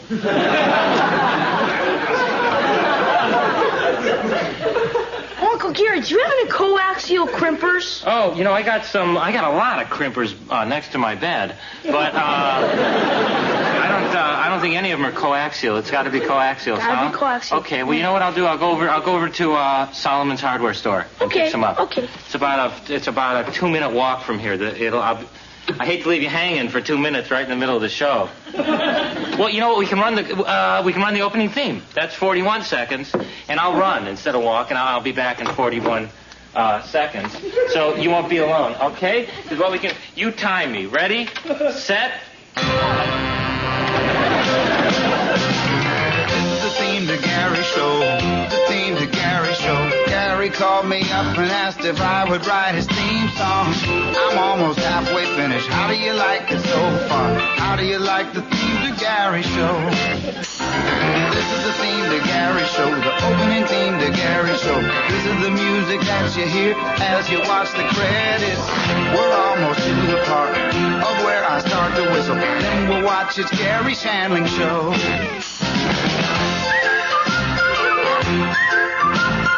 This was the theme to Garry Shandling Show.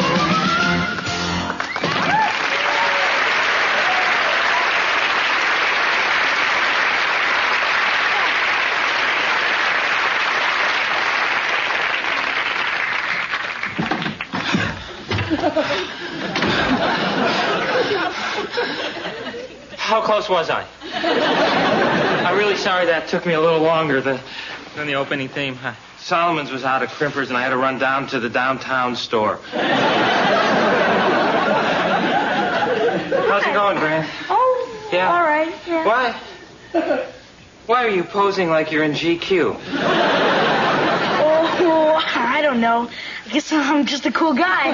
Would it have anything to do with the fact that there's a hole in the wall? There's a beautiful, huge hole in the wall, Grant. Look, I'm sorry.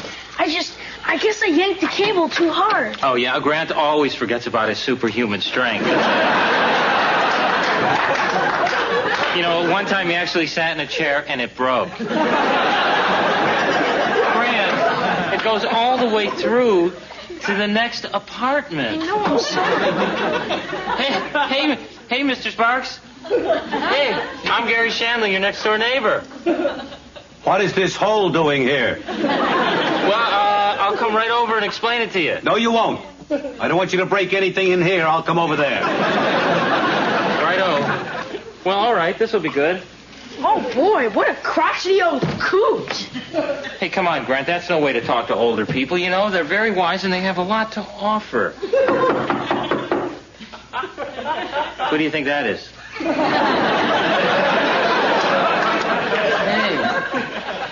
Mr. Sparks, really, it's good to see you. You know, it's funny that this thing had to happen for us to really get to know each other, isn't it? This is really a godsend. I already know who you are. I hear you talking to yourself all the time. Your car is always parked over the line in my parking space. And I know that you steal the comics out of my paper every Sunday. You know, Mary Worth isn't in the recycler. So... Okay. Now, what the hell happened to my wall? Okay, well, it's really nothing, you know, and I was putting in this VCR, and, you know, the walls are very thin to begin with in the apartment, so, okay, well, he did it. He did it. I can't believe it myself, Mr. Sparks. I was out at the hardware store, and I came back. What did you do? What did you do? Look, I'm sorry, Mr. Sparks. I was just hooking up Uncle Gary's stereo VCR for him, and I yanked the cable, and I didn't know... Wait a minute here. He was doing your work and you're blaming him? Well, yeah, can you believe it? Shandling, you're a bigger ass than I thought. Oh, yeah, Mr. Sparks. All right. You know, Grant, why don't you just run along and I'll see you Saturday, okay? Okay. Yeah. So I want to talk to Mr. Sparks. It was nice meeting you, Mr. Sparks. Mm-hmm. Bye. See you. You know, Mr. Sparks, see, look, I can take care of the hole. I know you're a little upset about it, but, all right, look. Why don't we just say 3 days have passed, I've had the hole fixed, and it's as good as new. Okay? That's it. You see? Here, thank you very much. Great job. Good job. You see? It's all fixed up, and 3 days flew by like that. 3 days, huh? Yeah. Terrific, Shandling. I missed my medication. Well, you know, hey, laughter's the best medicine, Mr. Sparks. Let me tell you some of my fishing jokes. You know, come on, just one maybe. You know, have you ever heard the one about... Oh, hi, Mr. Sparks. Hi, Nancy. Oh, hey, Nance. Oh, so you ready for our trip, Uncle Gary? For our trip? Oh, Jesus. Time really flies on this show, doesn't it?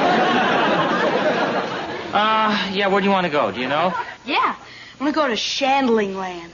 Oh, Shandling Land. What the hell is Shandling Land? Well, it's like Disneyland, only with more hair. Gary, it's a real blast. Oh, blast, yeah. But, you know, when I lent my name to that amusement park, I thought, okay, hey, you know, a few thrill rides are great, but it should be educational, too, don't you think? Like the Epcot Center or the University of Arizona. All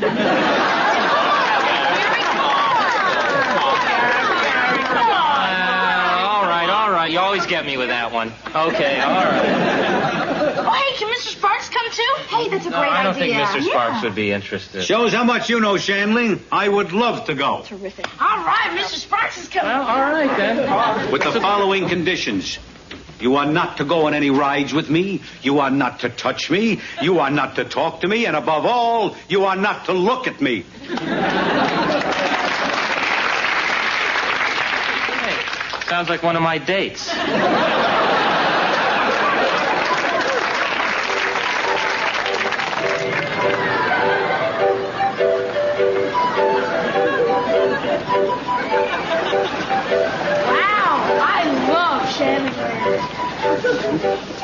Oh, man, I wish I could be proud of my park the way Walt Disney was, or Don Knottsberry. Dad, what ride should we go on first? Look at this, son, a map with all 102 major attractions. Oh, no, Gary's Hall of Allergies is closed. We could have gotten tested for cats. I notice a large portion of this park is taken up by Fairyland. That's a typo. It happens to be Dairyland.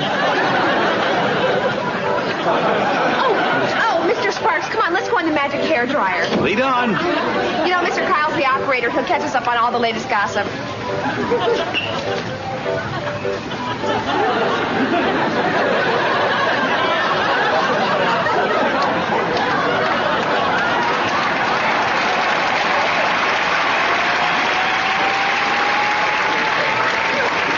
Is this a stupid ride or what? Really? Although, you know, it is the only thrill ride where your hair looks better when you get off. Dad, do you think I'm old enough to go on Gary's haunted bedroom? I hope so, son, because they can't stop to let you off like they did on the merry-go-round.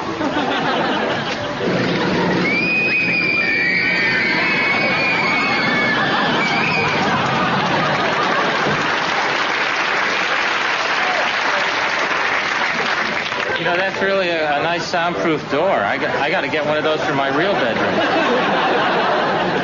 What a great ride. Feel my hair. It's so fluffy. Oh, this is nice. Well, it's amazing you didn't fly off that thing. What with the centrifugal force that builds up? I'll bet they train astronauts on that thing.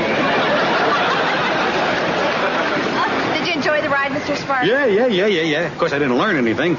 An acquaintance of mine wouldn't appreciate the fact that I had a good time. Oh, man, you know, I've had about all of him I can take. I'm serious. I've tried. Your attention, please. Join us on Main Street, Sherman Oaks, for the Garry Shandling Parade of Stars. Garry, that's you!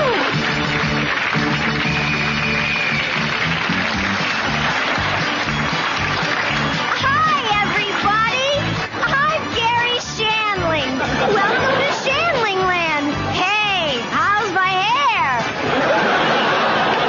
Hey, look, son. There we are. Hi, Pete. Hi, little Grant. Oh, please, Mr. Pete, not on the face. Germs, germs, germs. I don't sound like that at all. I think it's right on the money. Well, no one asked you. I told you not to talk to me.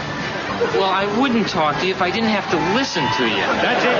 Take me home. That's it. Take me home. I've had enough. Look, fellas, we paid $25 to get in here. Now, I don't want to leave until we've seen that new attraction, Nancy's Dream House, okay? Okay, fine. Then I'm leaving. All right, then I'm going too.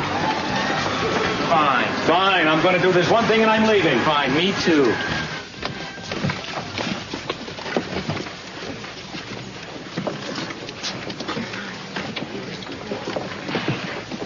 Garry, this is like no dream house I've ever had. It's more like my dream house, what with the rows of chairs right in front of the bed. No, sit down. Ladies and gentlemen, welcome to Nancy's Dream House. And here she is, the delightful Nancy.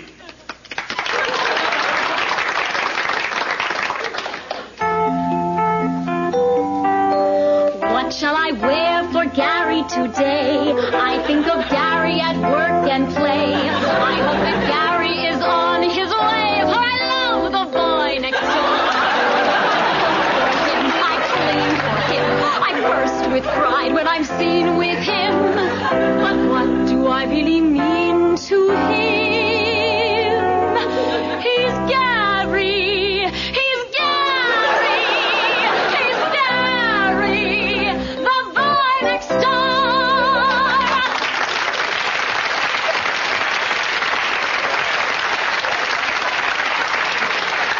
Is she great? Is she great or what? This is the stupidest thing I have ever seen. Oh, come on. This is the best thing in the whole park. What should I do today? I know. I'll make Garry a shirt. Fine silk for his soft skin. Garry looks dashing whatever he's in. Oh. Gosh, do you think I'll ever find a woman who will love me like that? Gary, I hope there's not a woman left in the world who would love anyone like that. You know, This is sickening. It wouldn't hurt you to make me a shirt every now and then. My late wife, Miriam, loved me like that. Oh, shut up.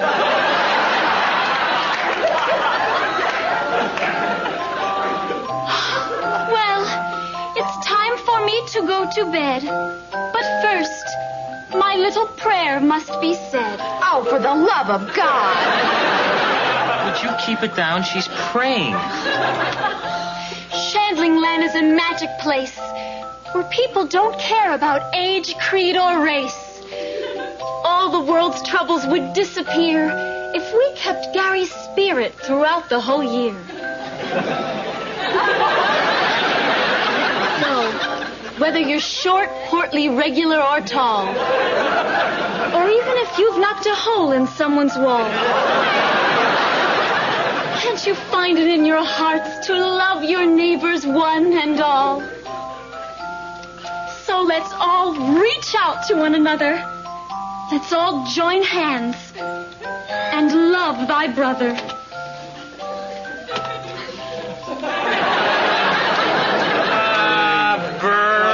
Garry. That concludes the performance of Nancy's Dream House. The next show will begin shortly.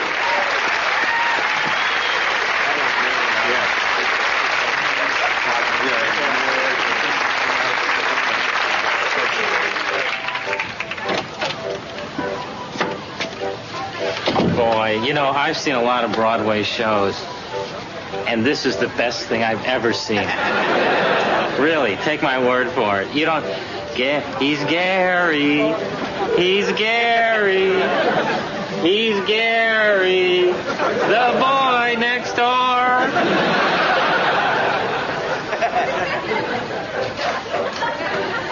Well, I never expect applause when I sing. Seriously. I took singing lessons for 3 years, and my singing teacher actually said, "You're throwing off the piano." You know, maybe I have been too hard on Shandling Land. After all, you know, isn't love and brotherhood all you can ever expect to learn from an amusement park? You better not look at me again, Shandling, or I'll pop you one. Oh, you're nothing but a big old bully, Mr. Sparks. Yeah, well, I'm going to grab all your hair and rip it out by the roots, and I'm going to wash these gloves. Boy, they move like they're almost real, don't they? Anyway, at least the real Mr. Sparks and the real Gary learned the lessons of Shandling Land. And now Bert and I, we're going to go hit the hairdryer ride because I think we're built for speed. Good night, everybody. See you next week.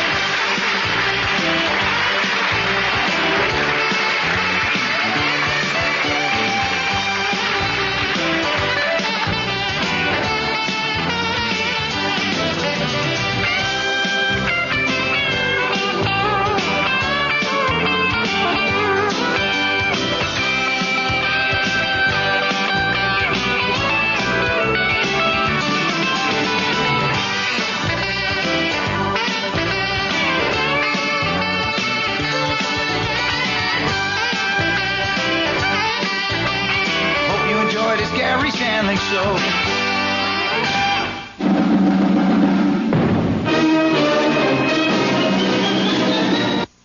If you would like to attend a taping of It's Garry Shandling Show, send a self-addressed stamped envelope to Audiences Unlimited, Attention Steve, Building 153, 100 Universal City Plaza, Universal City, California, 91608. What's Gary up to next? Oh, no. Wait. Oh, no. Oh, no. I know that look. No, Gary. You're not going to trip. I'm tripping now. No. Yes, Gary takes a trip down memory lane when the 60s come back to haunt him. Bad trip. Really bad trip. Oh, what a bummer. Really. Kids, just say no to a dream sequence. On the next episode of It's Garry Shandling Show.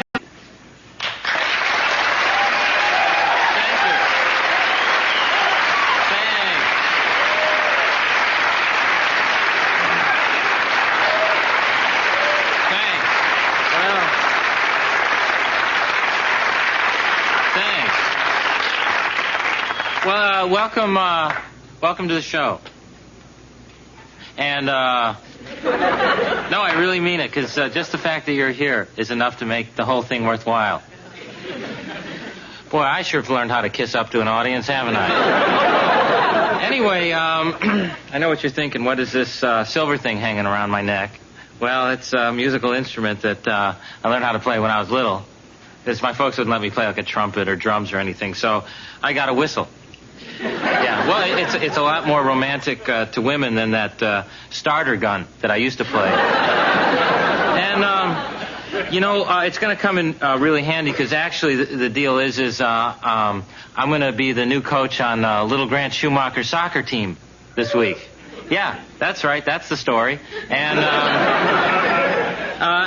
but I'm a little nervous about it. You know, they wouldn't let the fathers coach because these guys can't be impartial, so they had to come to a single guy, of course. And this will be my little way to spend more time with kids, so I'm kind of excited about it because all my friends are having kids, and I kind of wonder what it's like. You know, my best friend lives in Palm Springs, and he has a baby, and he said, Gary, why don't you come and visit us, and the baby will sleep with us, and you can sleep in the baby's room. Yeah. Has anybody slept in a crib lately? It's really, I was up all night playing with that mobile, because they are fascinating after a couple beers. Trust me on this.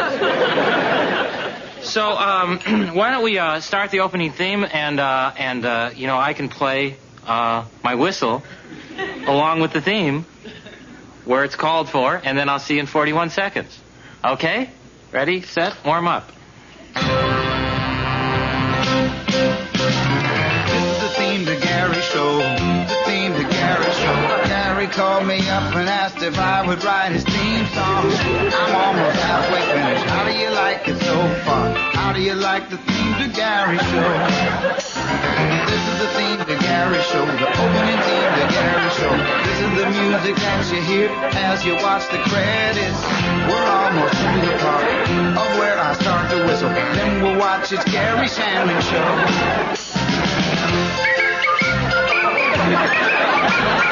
This was the theme to Garry Shandling show. There we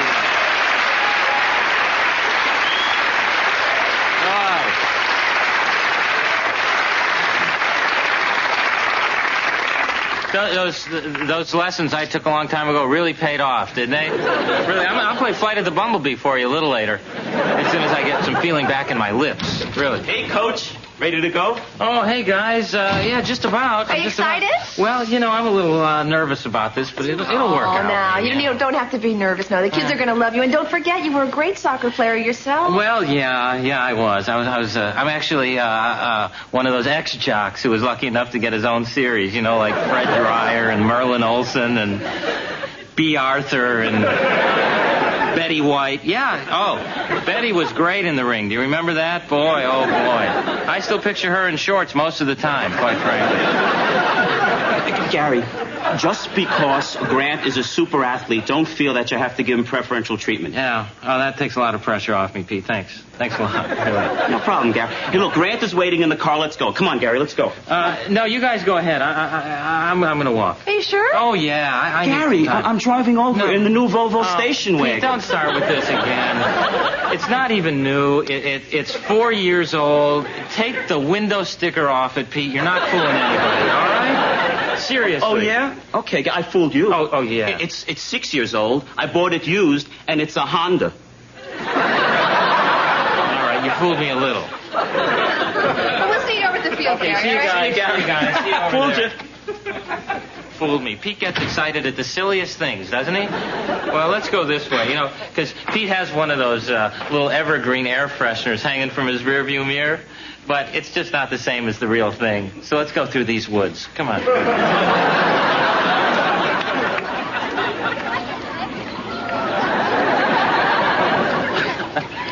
Boy, is this a great set or what? Look at this.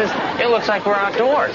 This is an unbelievable job our art department does. I mean, there's the trees and there's a car that actually looks like it's moving. Can you see that? I don't know how they do this stuff myself. I'm serious. There's a breeze coming in from the west side of the studio. This is great. Well, here we go. Huh? Which ones are the kids? Smaller ones? All right, just checking. I always want to be sure. All right, guys. Come on over here. Hey, it's Garry Shandling. Hey, how you guys doing? Hey, tell us a joke, Coach. No jokes today. We're here to play soccer, all right? So, come on. It's going to be a lot of fun. Let's spread out and have a great day. What do you say? Come on, let's go. All right. Okay, maybe just one joke, huh? All right. You guys ever go fishing and you're in the boat and you're trolling, but you're going way too fast, and you look back and the worm is water skiing. All right, let's go now. That's it. Here we go. All right, one more. No. I'm just kidding. All right, let's do some drills.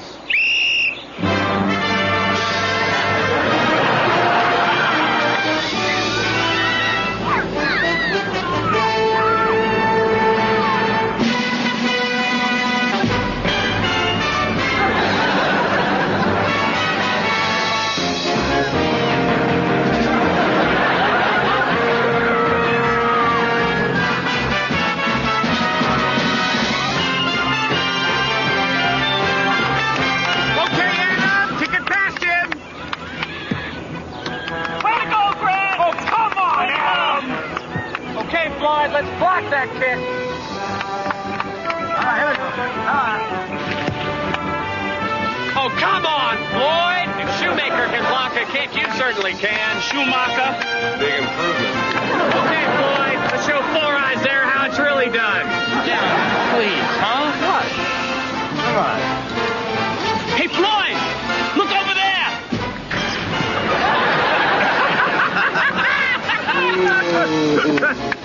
You proud of yourself, you son of a bitch? Hey, who the hell are you calling a son of a bitch? Ooh, Big Ben here has to distract my boy so his tub of puppy kid might have a chance against my Floyd. You ridiculous, kinky-haired little hook. You. Hey, you guys!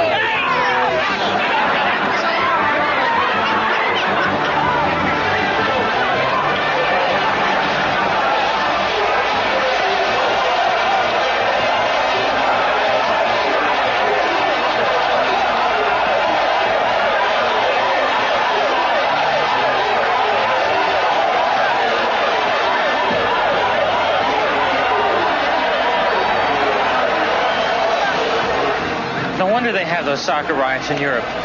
The players' dads must be in the stands.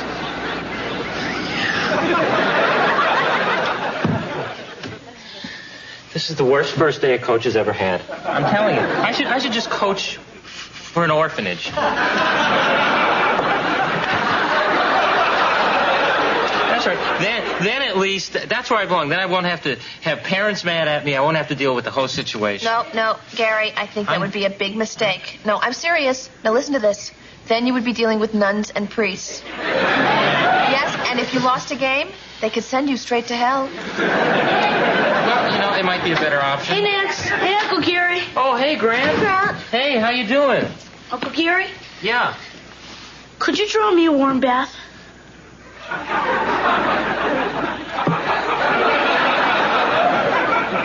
A warm bath? Ooh, is that my phone ringing? No, don't you do this. I think this should be between a boy and his coach. No, I need you this time.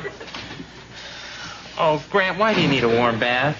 Well, you know what? At home, after a bad day, my dad usually gives me a warm bath. It helps relax me. And it really helps put things in perspective. I can't hear this, But I'm Grant. mad at my Just dad. go ahead. Just go get in the tub. I can't hear this. I don't remember hearing anything about a warm bath in the playbook. Come on, you guys go with me. Come on. It's a state law. Come on in here.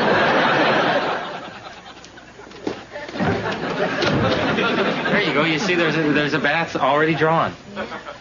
That's right. What? I happen to have my tub on a timer. So what? Yeah, I'm the sucker who buys everything from the Sharper Image catalog, you know? I was stupid enough to spring for the bucks for the bulletproof toilet seat.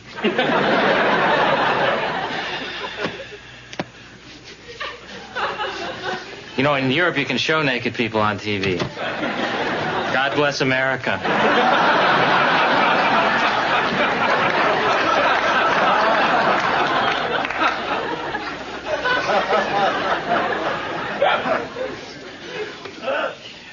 Well, Grant, you look good. So, now, what's on your mind, Grant? You know, I didn't exactly have the greatest day today, Uncle Gary. Well, Grant, you know, it was the first day. I'm sure it's going to get a lot better. Coming.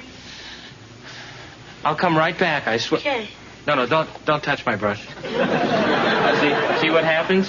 What will happen is you'll break it. Seriously. Mustn't touch. They're very delicate.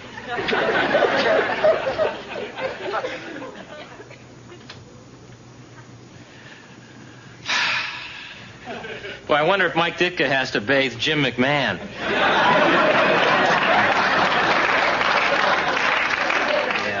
Yeah. Makes you wonder what you got to do to be Coach of the Year, doesn't it? Big Coach. What are you guys doing here? We want to talk to you about what happened today. Is it all right? Oh, sure. Come on into the bathroom. No, it's okay. Grant's already in there. We're already talking about it. Yeah. I'm going to have to go pull out my rollaway tubs.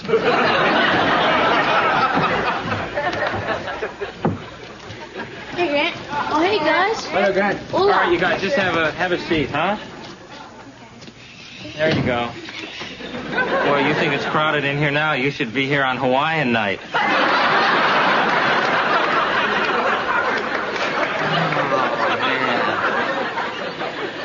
All right, guys, look, it's been a very weird first day, all right? Coach, it was the worst. Yeah, I know your fathers were kind of a big headache out there, but look, you guys, if you want to be winners, you gotta...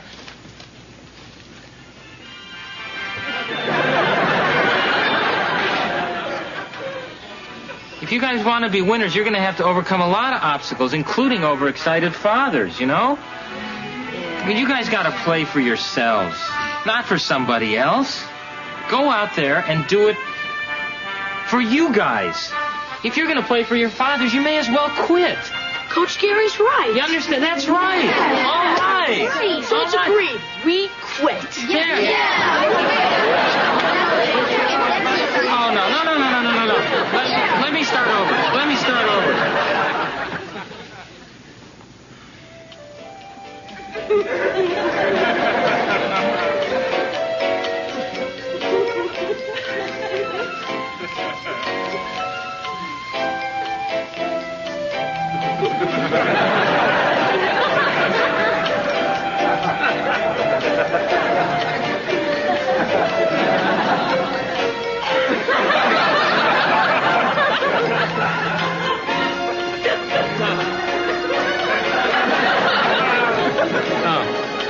What, you don't dance in your tub? Well, look, I just thought maybe a hot bath and some classical music would really help me feel better. You know, it's been a bad day. I mean, coaching the first day and losing the whole team. Maybe a good book. That's all I need, and then I'll feel a little better. Hi, Mrs. Henderson. How's your uncle? Is he feeling any better? No.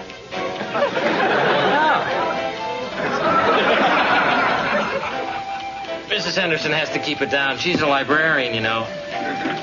Thank you, Mrs. Henderson. The Encyclopedia of Medicine, Surgery, and Specialties. Perfect. Watch that carpet, Mrs. Henderson. You'll be fired. You should have seen how messy my stacks were, you know, before I hired a librarian. So there you are. Thanks a lot, pal. Hey, fellas, come here. I found them. Come on in. Come on. Hey, what's going on? Hiding out of the tub, huh, Coach? Why the hell did you tell the kids to quit the soccer team? Yeah, what the hell kind of coach are you? Hold it. First of all, just spread a little bit right here, guys. Would you just move out of the way? Right here. Just make a little path. There, a little path right here so my friends can see me. Thank you. Thank you very much. You know, let me just say this. Maybe you guys didn't see the sign on the door. This happens to be my bathroom, all right? It's a place of cleanliness, a place of meditation, and occasionally research. Sorry. So just don't act like that in here. Sorry, Gary. All right. Okay, a little upset.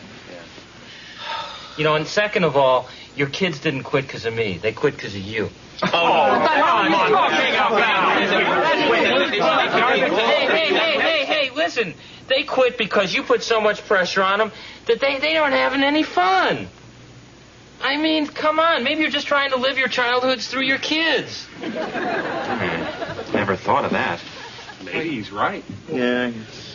Maybe you should think about it. You know, and that's just one theory. You know, there's a lot of material on this. Miss Henderson. This will just take 10 minutes or so for her to get out of here. There you go. Would you let Miss Henderson by? Miss Henderson, would you please show these gentlemen to the psychology section? There's plenty of material there on parental pressure. Take it home. Enjoy it. There's a copy machine next to the hamper, okay? Now get out of here. I'm taking a bath. Gary, I just hope that we could talk the boys into playing again. Well, I hope you can too, Pete. Excuse me.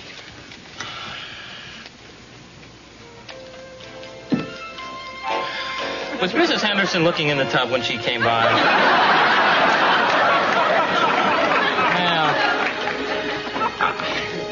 those of you in my American audience, I'll see you in the next scene. For those of you in my European audience,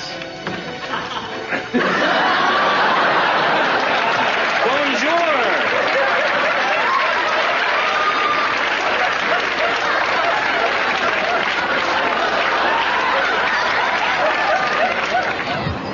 Okay, come on,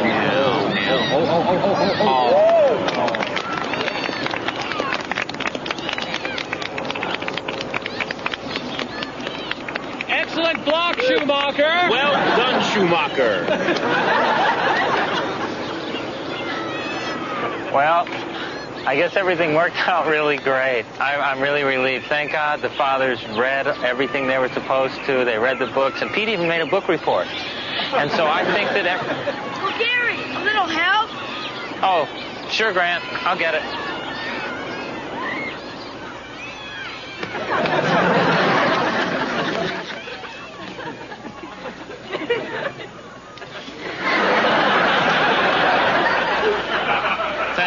Thank goodness I don't live next to a racetrack. Anyway, I think that I learned a couple things tonight. Everything went great. I think I learned that when I'm ready, I just hope I have kids, not adults. And I also learned that I think we could have world peace if we could just get Ronald Reagan and Mikhail Gorbachev into the same bathroom. Think about it. That's where everything happens. I don't mean just any bathroom. I mean my bathroom, you know. And by the way, gentlemen, the invitation is there. It's your move now. Gary, kick it over. Got to get back to the game. I'll see you all next week. Good night, everybody. Coming, Grant.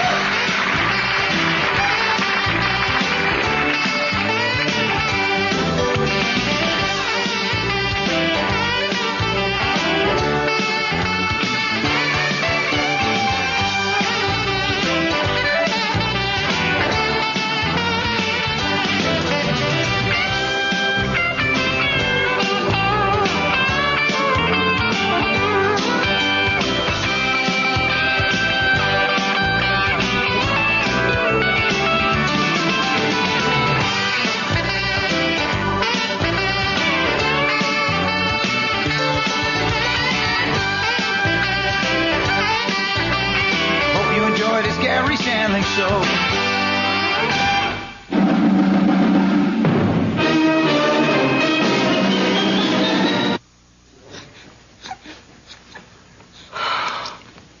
Oh, that was it, little baby boy.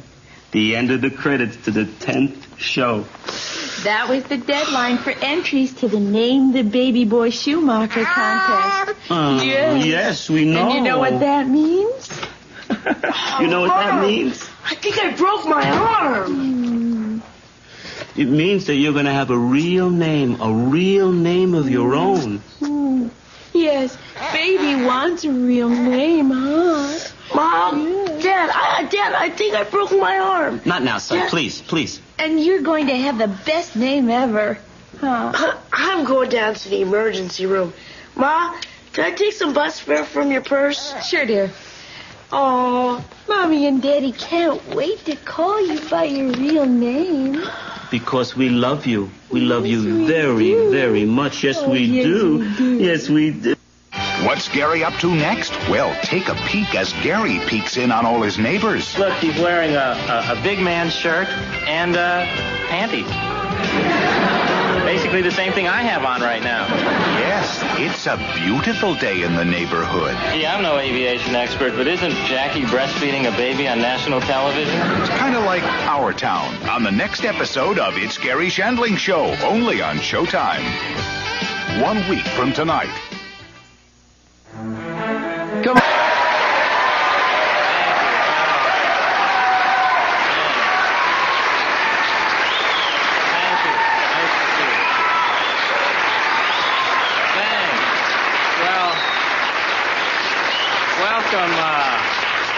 Really, welcome welcome to tonight's show. The name of our show, for those of you who are first-time viewers, is It's Garry Shandling Show. And I'm Garry Shandling. Yeah.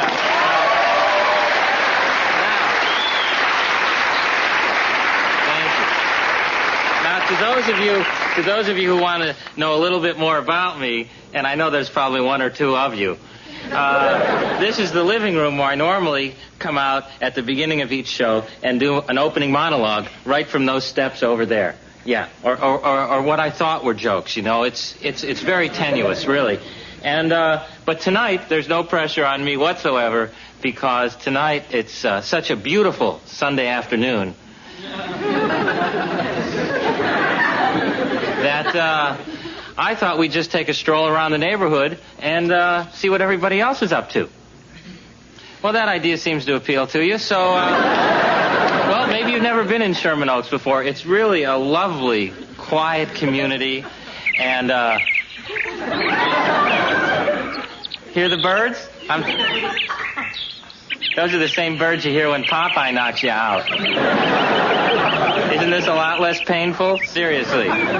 So rather than ruin the peacefulness of this glorious afternoon, why don't, instead of just blasting the theme, why don't I just listen to it on my Walkman while I start my walk, man?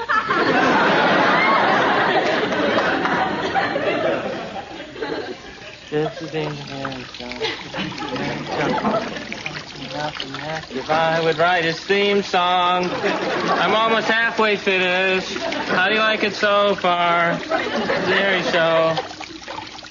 The name the Garry Show. The name the Garry Show. Did you hear? Watch the credits. Garry Shandling. No.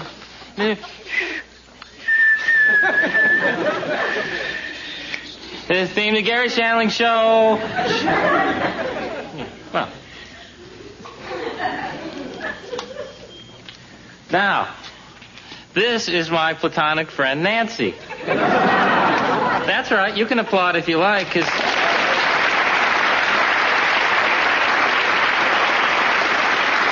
Nice. That's nice of you, because you so rarely get applause in your very own home. Think about it. That was very sweet of you. Look, she's wearing a big man's shirt and panties. Basically the same thing I have on right now. Oh, Wanda, it's just going great with him. Yeah, we went to this terrific Italian restaurant last night and we drank 2 bottles of wine. What's that? Oh, someone must have just said something funny on the other end of the phone. Gosh, don't you wish it was a speakerphone? She must be talking about her new boyfriend, Dominic. He's a great guy. Oh, yeah. Sure. Twice last night. What could they be talking about? Last night? Did she say twice? No, that's humanly impossible. Twice in one night. Come on. This is Leonard Smith's place. He's head of the condo association and proud owner of the clap-on lighting system. That's right. Clap on, clap off. The Clapper. What a name for a product. Gunter, come here, boy. Oh, gee, a lost cat. You know, that's about the biggest problem we have here in Sherman Oaks. Other than the time Leonard Smith swallowed part of his robe. Come on, Gunter. Little Gunter Shan, don't do this to me, baby. Gosh, I wish I could help him look for his cat, but I just can't get involved because of my prime directive. That's right. I can observe my friends, but I can't get involved with their lives. That's right. Star Trek took that from us. Is that a great gadget or what?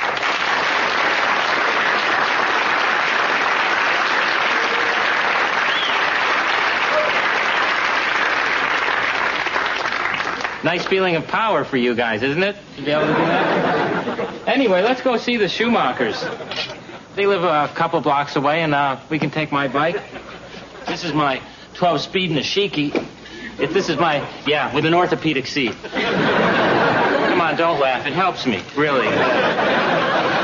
It's a beautiful day. Hey! Hey! It's Eddie. Eddie. No, you don't know Eddie. That's why you're not applauding. Let me explain it to you. I know you're confused right now. Eddie's been at this newsstand for over 20 years now, and he's really, really a great guy. One time I didn't have money for a newspaper, and he spotted me a quarter, and I'm going to show him that his trust in me is really well-founded by paying him back real soon. Oh, and Officer Henderson. He's the best cop we have here in Sherman Oaks. A real, well, there... Oh, no, he's not reading quick. Uh-oh, I don't know if we can show that, but he's not really reading. He's actually looking for something illegal. Trust me on that. I say he finds 4 things. Hey, Officer Anderson. So, what's new? Well, you hear they found Leonard Smith's cat? Oh, well, that's a relief. It was up a tree in the corner of 3rd and Main. The elm tree. No, the maple across the street. Oh, that's a great tree. I've spent a lot of time up there myself, really. I go up there to clean myself most of the time, just like that. And you know, these guys will gossip about just about anything that goes on in the neighborhood. Anderson, you want to hear something real cute? Yeah, sure. Little Grand Schumacher? He has a big crush on Nancy. He's sending her flowers and everything. She's a bit mature for him, isn't she? Well, when I was his age, I went for the older women, too. Yeah. Hey, let me show you the new issue that just came in of Boy, that's really sweet, isn't it, that Grant has a crush on our Nancy? Gosh darn. Yeah. I wonder what Grant wears when he's on the phone. Anyway... Gee, I see they don't have the new issue of Field and Stream. I was kind of hoping it was out because I'm hoping they printed that humorous letter I sent them about my recent fishing experiences. Yeah, I'd tell you all about it, but then you won't buy the magazine, will you? Yeah, I know how you guys are. All right, come on. Let's go to the Schumachers. Oh, that's right. They live very, very close to the newsstand. Very close. In fact, sometimes the magazine deliveries end up on the Schumacher's porch, and Pete goes, "Oh, I gotta cancel some of my subscriptions." Look, they're like a perfect family, aren't they? On a perfect Sunday afternoon. Hey, Grant, come on. You're going to miss all the fun. The captain's about to connect the axle. Sorry, Dad. Come on. I'm no aviation expert, but I'd say those wheels go on the bottom of the plane. She's right. Honey, you are a model wife, a model mother, and a model builder.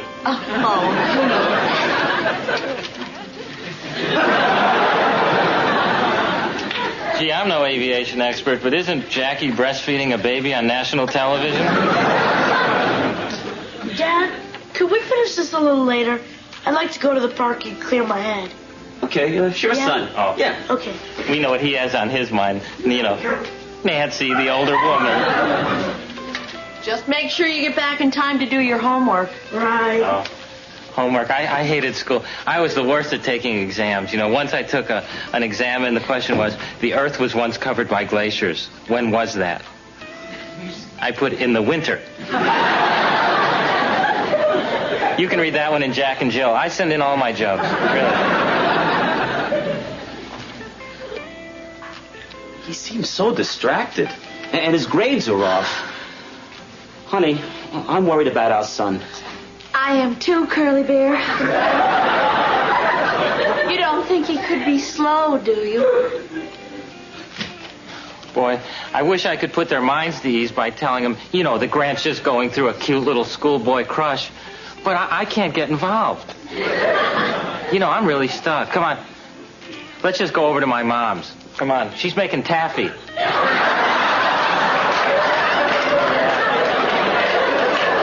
you guys will laugh at just about anything.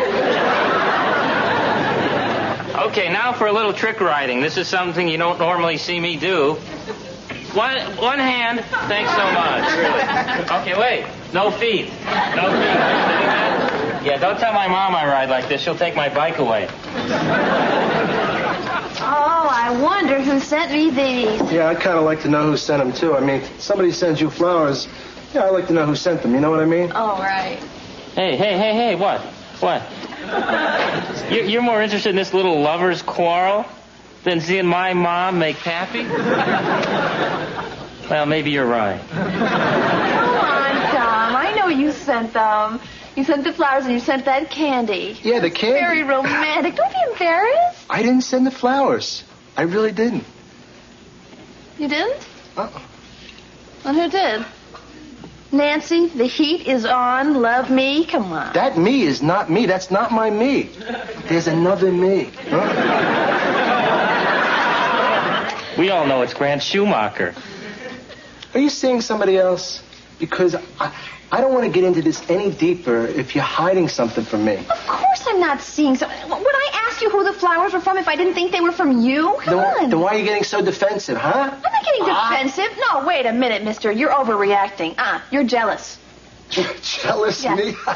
I don't get jealous. Oh, you don't get jealous. Mm-hmm. Hey, you two lovebirds. Dom. Hey. Hi. It's me, Garry Shandling.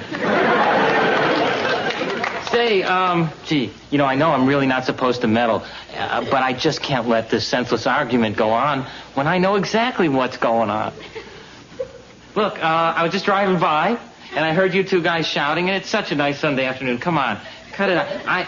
Look, I know exactly who sent those flowers. You do? Yeah. Grant Schumacher has a crush on you. Oh, you're kidding. Grant Schumacher, he's just a little kid. No, I know, but he's at that age. I remember when I was 15, I had a crush on my teacher. She was 40, and now she's 68 now, and she still won't return my cards and phone calls. I don't know what's going on there, but I'm going to wear her down. I'm going to stay at it. Maybe the home's not forwarding my stuff. Anyway, it is Grant that sent those flowers, so you guys don't have... I just think that's adorable. Yeah. You should talk to him because, he's very distracted at school. His grades are falling. This whole thing's got him all messed up. Oh, no, that's not good. No. And I happen to know he's at the park right now. So maybe you could go over and... Well, sure, that's a great idea. Well, good. Thanks. Gary. Hey, I'm glad it worked out. Thanks a lot for clearing this up. Oh, sure. My pleasure. Nance. Oh, I'm sorry. Hey, okay, all right, come on. Maybe the three of us should go out sometime.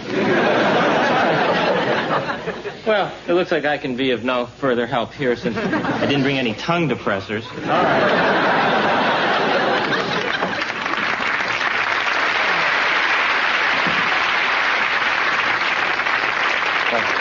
I know I'm not supposed to interfere, but no, don't laugh at me. I think I did exactly the right thing there. In fact, I frankly think I'm going to sleep very, very well tonight. Really. Oh, there's little Grant. Boy, he looks like a boy in love, doesn't he? Oh, and there's Nance. Boy, this is going to be great. Let's watch. Hi, Grant. Hi, how are you? Come on, let's see what happens. Oh, Grant. Grant, how long have I known you? Well, I'm 13. Well, then, 13 years. Yeah. Because I knew you when you were a little baby. Yeah. I saw you take your first steps. In fact, I saw you when you went to your first day of school. I feel like family. You know what I mean? Yeah. Sure. Boy, Grant's really a brave soldier, isn't he? And how about Nance? Is she being gentle or what? If my teacher, Mrs. Simpson, had been like this, she wouldn't have had to get that court order to make me stay away from her.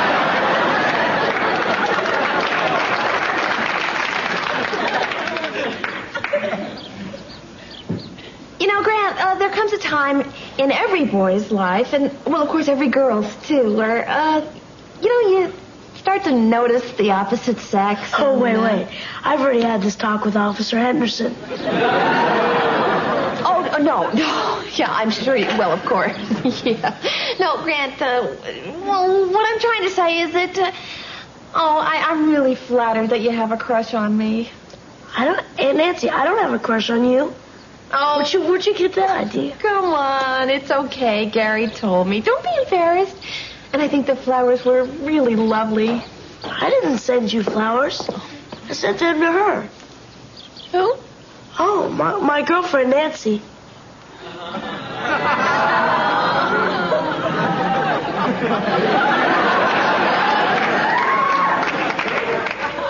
Is it my imagination, or have the birds stopped singing? They didn't have any fudgicles, so I got us some Eskimo pies. Great. Nancy, this is my girlfriend, Nancy. Hi. That would be the Nancy that you have a crush on. Yeah. Hey, geez, she's an older woman. She's in 9th grade. Oh, yeah. Oh, my God. I'm going to have to kill Gary.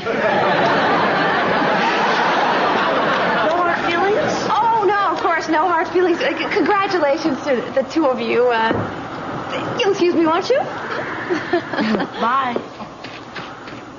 Grant, who was that? Oh, she's just a platonic friend. I swear. Grant. Baby, she means nothing to me.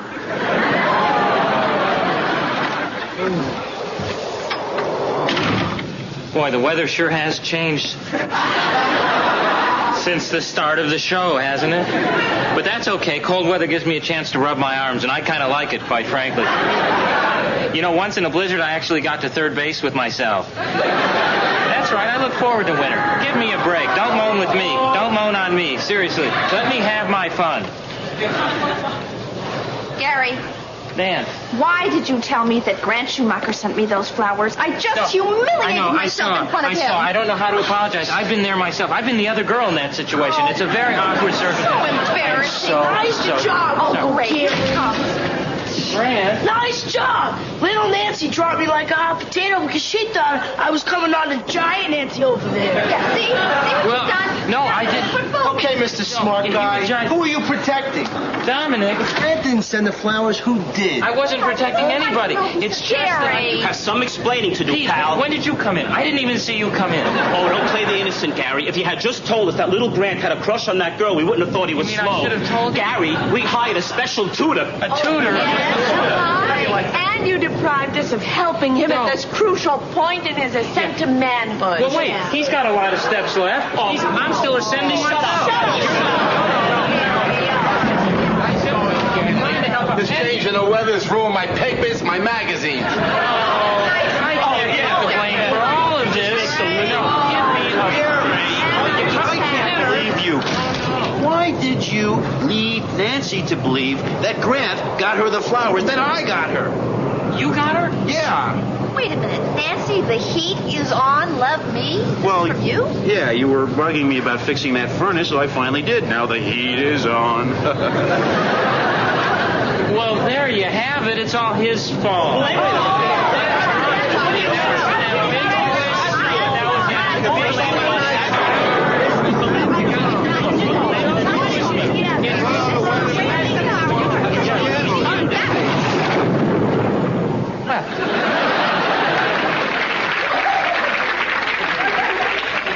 This has been a nice little Sunday afternoon stroll, hasn't it? Everything's worked out pretty well. I'm back in my favorite lighting. And, I think if we learned anything this afternoon, I think it's that I shouldn't get involved in commotions like that. So why don't we just, keep going with our little stroll? I know this lazy little town just down the pathway here. Why don't you go with me? It's called New York.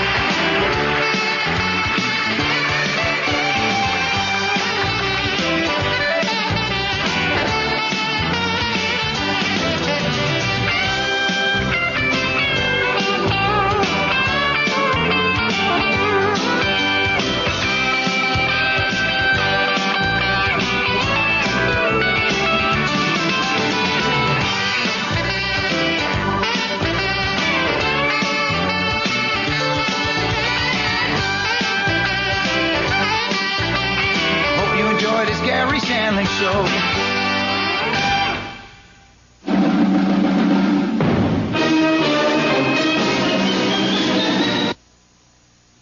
If you would like to attend a taping of It's Garry Shandling Show, send a self-addressed stamped envelope to Audiences Unlimited, Attention Steve, Building 153, 100 Universal City Plaza, Universal City, California, 91608. What's Garry up to next? Hi, everybody. I'm Garry Shandling. Welcome to Shandling Land. Hey, how's my hair? Man, I wish I could be proud of my part the way Walt Disney was, or Don Knottsberry. Yes, the thrills are cheap. Is this a stupid ride or what? On the next episode of It's Garry Shandling Show, only on Showtime. 1 week from tonight. Friday Comedy Night continues in just a few minutes with Brothers, the longest-running sitcom on cable TV. First, here's...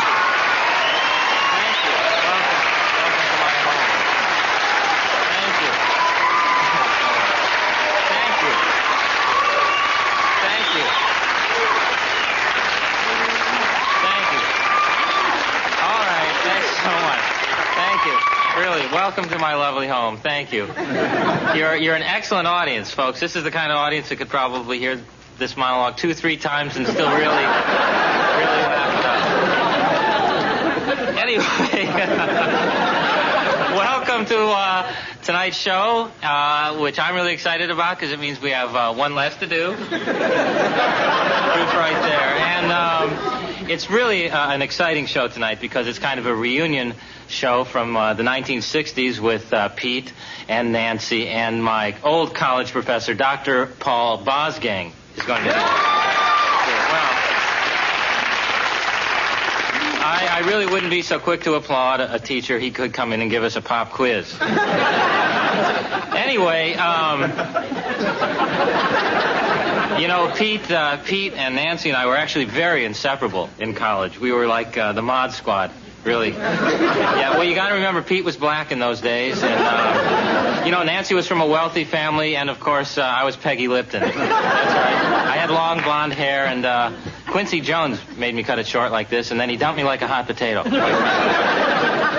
So, anyway, okay, well, maybe we were more like the Partridge Family. I don't know. Anyway, getting on with the spirit of the 60s, why don't we roll the opening credits while we listen to the opening theme sung by Flo and Eddie from the Turtles. Won't that be exciting?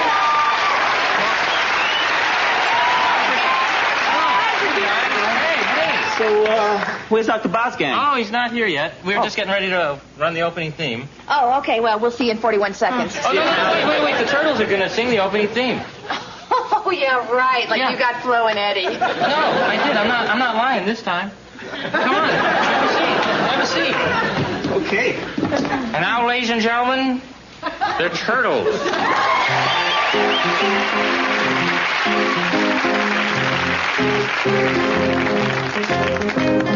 This is the theme to Garry Show.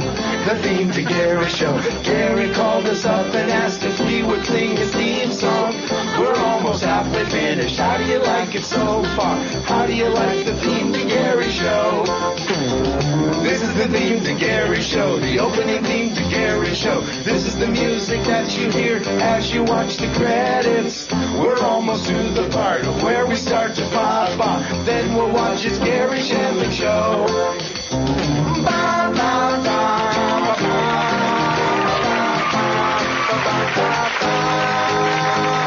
This is the theme to Garry Shandling Show.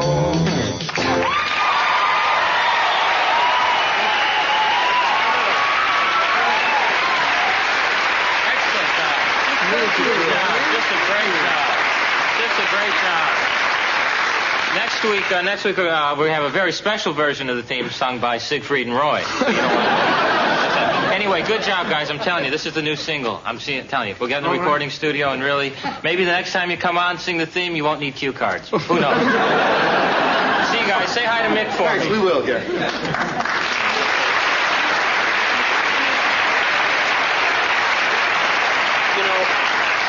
I haven't seen Paul Bosgang since we graduated. Oh, neither have I. How long is he going to be here? Well, he's going to be here all week. He's just coming by to say hi, and then we're all going to go and have dinner with him on Thursday. Oh, great. Is Thursday okay with you? Yeah. Perfect. Look, I don't want to burst everyone's balloon. Why is everyone so excited?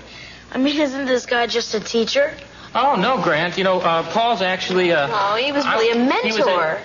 Well, I was going to say an easy grader, but... so I got an A in that class. Well, sure, everybody got an A. No. I got a B minus. How could you... What? We graded ourselves in that class.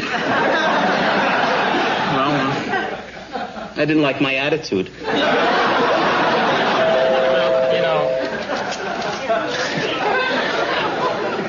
You know, Pete also set himself back in the 4th grade. Because he felt he didn't work well with others. Gary! Oh, it is great to see you, Paul. Oh, Nancy. Oh, Pete Schumacher. Oh, it's so great to see you all. Great to see you, Boy, Paul. and look at this place. Well, you've done all right for yourself, Mr. How's my face? No, it's how's my hair now, Paul. My face cleared up. Really? Yeah. Well, man, we've got some catching up to do. Oh. We sure do. Oh, Nancy, you look great, but no peasant dress, no sandals. Oh, yeah, I'm wearing a bra now. And look under her arms, Paul. No more Gorilla Girl. Come on, show me. Remember when we watched the Frisbee there at the concert? Come on. Paul, come on. I'd like you to say hello to my son, Grant. Grant, this is Dr. Bosgang. Hi, nice to meet you. Hello, Grant. What's happening? You know, Dr. Bosgang, my dad says in the 60s you guys were all hippies. Well, Grant, I can only hope that when you're in college, you stand up for what you believe in, just like your parents did. Come on, have a seat, Paul. Have a seat. I'll tell you, it doesn't sound like you've changed a bit. Well, my values are the same, but I don't seem to have the same support I once did. That's why I'm hoping that things like this article I'm doing for Life magazine will revive some interest in what we were all yelling and screaming about, especially the ecology movement. Oh, sounds great. Yeah, terrific. Yeah, it really is. You guys want to see something great? Take a look at these photos that the magazine is doing. They're from the Save the Planet demonstration I organized back then. Oh, my gosh, is that Peter, Paul, and Mary? Right on. Now, you got to remember, that's 20 years ago. Hey, and isn't that Abby Hoffman with the naked woman on his shoulders? Hey, let me see. Hey, nice mom. Hey, this is my mom. God, she's magnificent. You know, Gary, I was really indebted to your mom. She worked very hard on the Save the Planet movement. Paul, look, you know, I understand. And, you know, I'm no prude when it comes to naked pictures, but, you know, couldn't you sort of doctor it up so maybe there's a negligee on her? Just a real sexy one. I mean, it would lead more to the imagination, you know. Gary, she'd still be hot, I swear. You're just as funny as you were in your old coffee house days. Yeah. Maybe a helmet with a visor or something like that. Paul, why don't you stop by the house and see Jackie and the baby? Oh, I'd love to. But I've only got a minute. I'll have more time to spend with you all on Thursday. Great, yeah, Great. see you Thursday. Yeah, What's see the you baby's Thursday. name? Oh, the baby doesn't have a name yet. Gary's having a contest. Oh, so your mom's gonna be naked. I mean, come on. It's not like people buy Life magazine to fuel their masturbatory fantasies.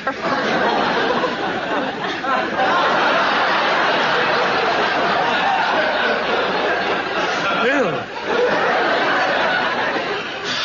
Maybe I'm overreacting. What do you guys think? Take a look.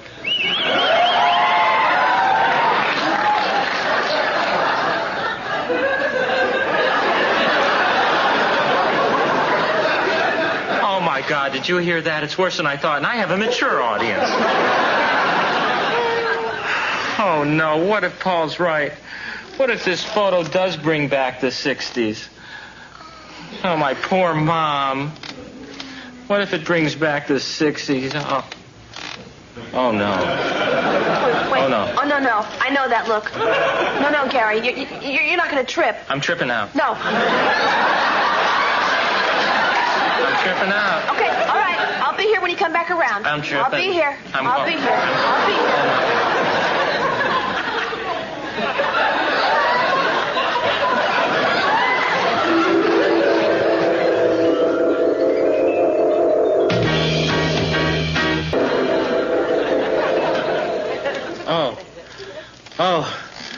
bad trip. Really bad trip. Oh, what a bummer. Really. Kids, just say no to a dream sequence. Really. Oh, I got to go talk to Paul, but, I'm really nervous about it. So let's have some commercial messages. Then I'll get some nerve. And then I'll go talk to Paul. That's right. Commercials give me nerve.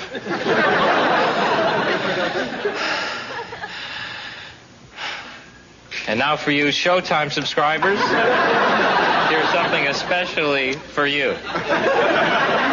On a clear day, rise and look around you, and you will see who you are. On a clear day, how it will astound you. Let the glow of your being. On a clear day, you can see forever and ever and ever and ever more.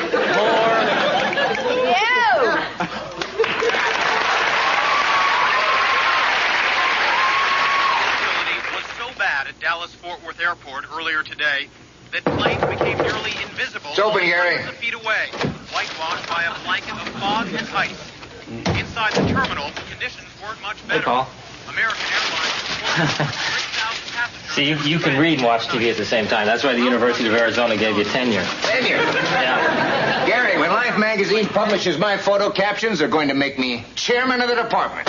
I am so up. I've been waiting for a break like this my entire career. Well, I'm really happy for you, Paul. It's great. Just great. Gary, we've been friends a long time. Something wrong? No. I mean, we're still on for Thursday, Oh, right? yeah. Oh, Thursday. We're all really looking forward to it. Absolutely, Paul. Great. Do you have to print that naked picture of my mom, Paul? I mean... We're not serious. Is this more your coffee house stuff? Oh, no. No, I have a lot stronger material than this, Paul. Well, look, Gary, that photo is the centerpiece of my article. Yeah. I've got a brilliant caption for it. Without the photo, I'm not sure that Life magazine would be interested. Yeah. Well, I understand, Paul, but I think that's going to really embarrass my mom. And, now that I'm on television, this thing could get blown way out of proportion. I see. Yeah. Well, I would never want to do anything to jeopardize our friendship. If you don't want me to publish the photo, of course I won't. But do me a favor, will you, Gary? Really think this through before you make your final decision. Okay. Thanks, Paul. You know that trophy I gave you in my senior year, the one that says world's greatest teacher? I display it proudly on my mantle. Really? Right alongside the popsicle stick cabin you gave me in your junior year. Oh, you still got that. Well, you deserve them both, Paul.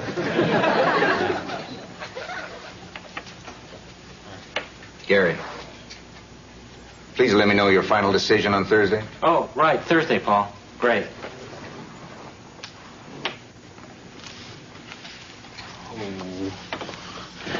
Well, when I have a difficult decision like this, sometimes it helps me to talk things over with my dad, sort things out.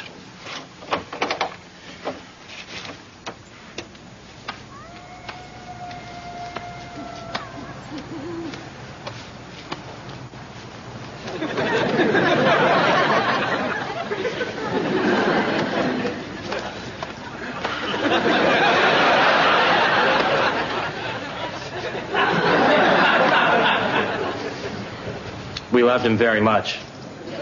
Certainly a lot more than these other people love their fathers. Dad, I don't know what to do, I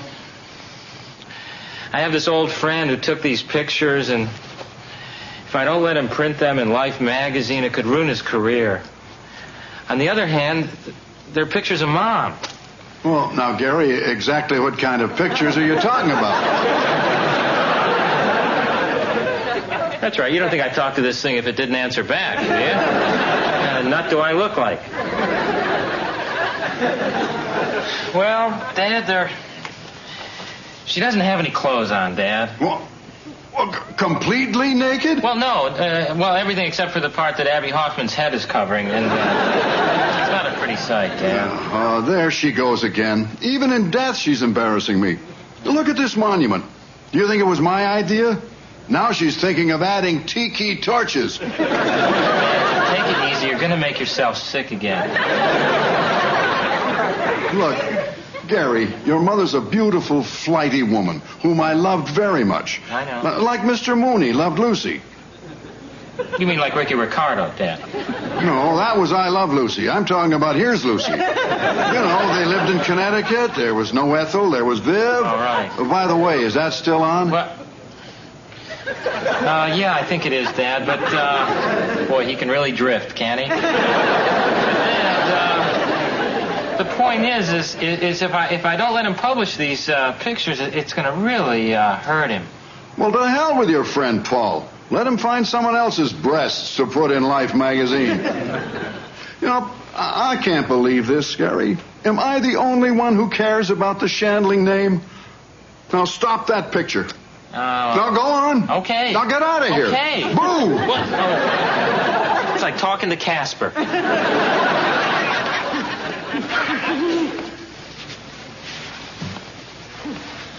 Mr. Shandling, I got fired from my job today. That's right. My dad gives lots of people advice. Sure, I get Life magazine. Why do you ask? Boy, my dad sure can't keep a secret, can he? Leave them alone.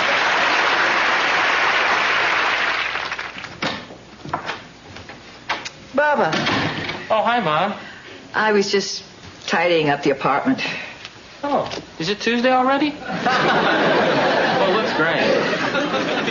Where did you get this picture? Oh, Paul brought that. You haven't shown it to anybody. Oh, no. Of course not, Mom. I haven't shown it to anybody.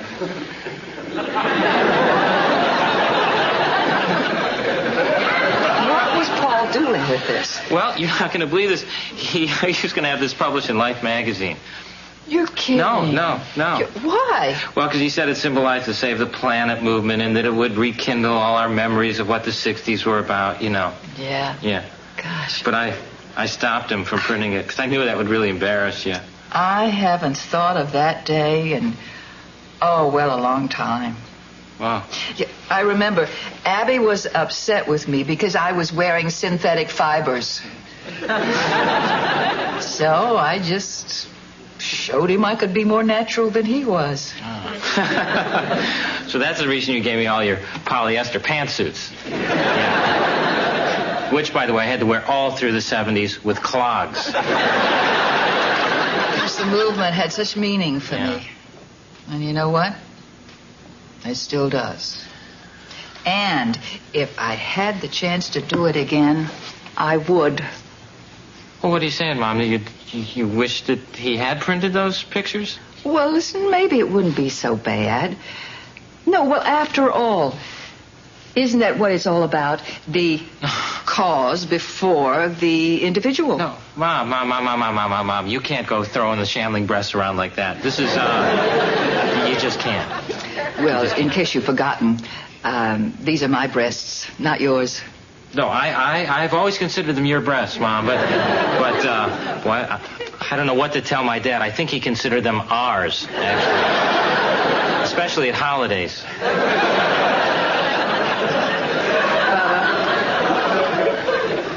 Isn't it my decision to make? Yeah. Mom, I guess I made a real mistake. I forgot that the cause is more important. You're right.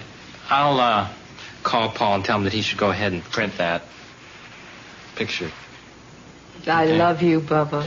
I love you, Mom. And Mom, I'm going to buy you a bikini in time for the Sports Illustrated issue.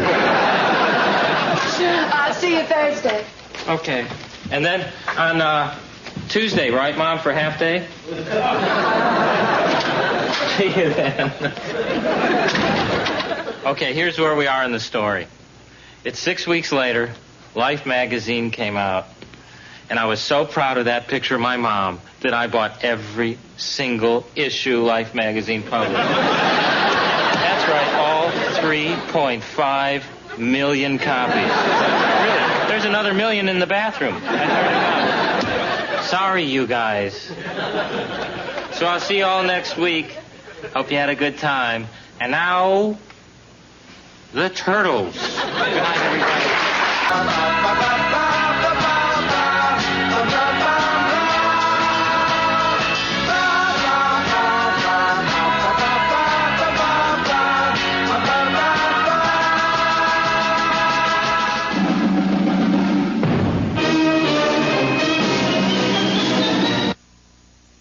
If you would like to attend a taping of It's Garry Shandling Show, send a self-addressed stamped envelope to Audiences Unlimited, Attention Steve, Building 153, 100 Universal City Plaza, Universal City, California, 91608. What's Gary up to next? Well, here's the central conflict.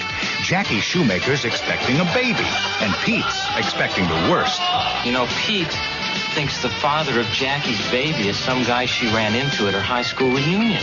Could it all just be some strange misconception? Gary, I don't know how to ask my wife if she's having her high school boyfriend's baby. Or will the rest of the season hinge on yet another pregnant pause? Now, this is silly. Perhaps, but remember, 2 regulars' roles hang in the balance on the next episode of It's Garry Shandling Show, only on Showtime.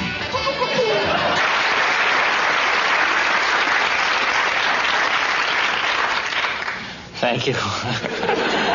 Really, this is the first time he stopped crying in like an hour. I've been taking... This is the Schumacher baby. Don't respond. This is dangerous. This is like holding nitro. Don't laugh. I won't say anything funny from here on through the rest of the show, I promise.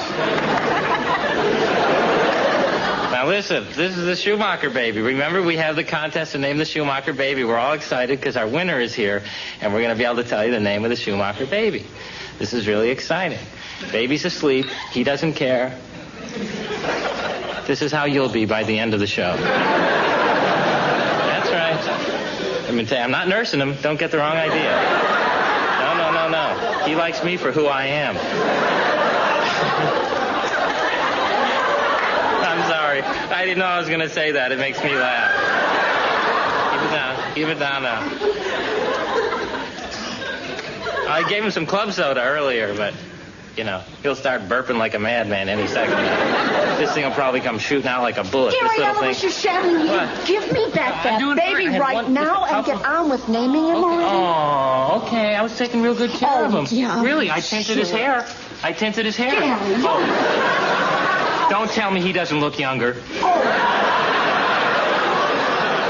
Anyway, why don't we just get on with it then and introduce our contest winner with you. She's been living all week with the Schumachers. We've flown her in from Wilmington, Ohio, and she's really...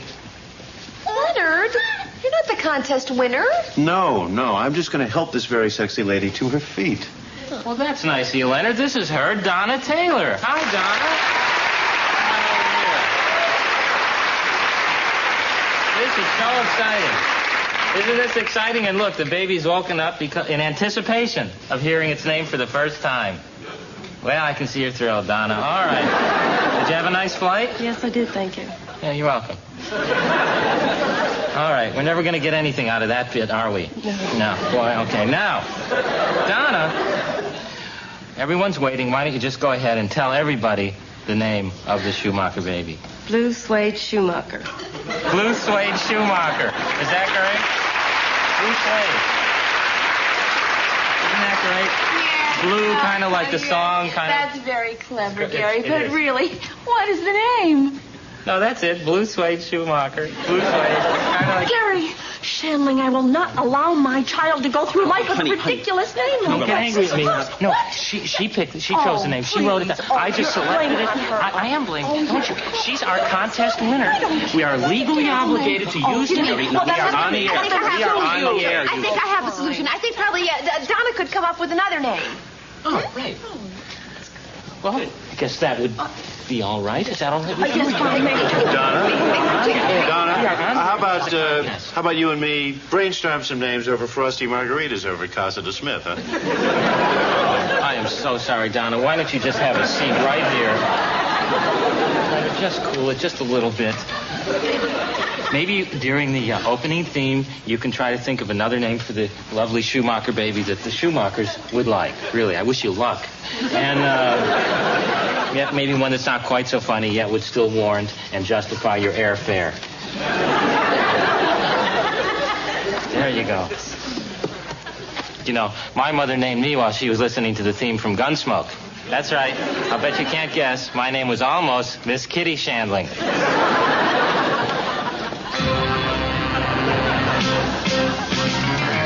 The theme to Garry show. The theme to Garry show. Garry called me up and asked if I would write his theme song.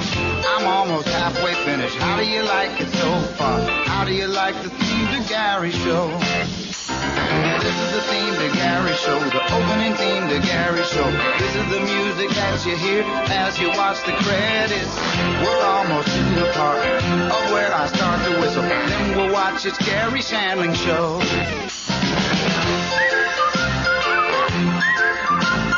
This was the theme to Garry Shandling show. Anything wrong with that?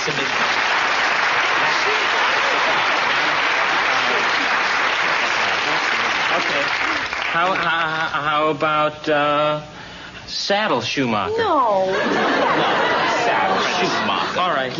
Come on, Grant. You want to help name your brother? Jeez, Crow. Name the friggin' baby whatever you darn well want. Oh, Garry, you have to excuse Grant. The baby's been getting so much attention lately.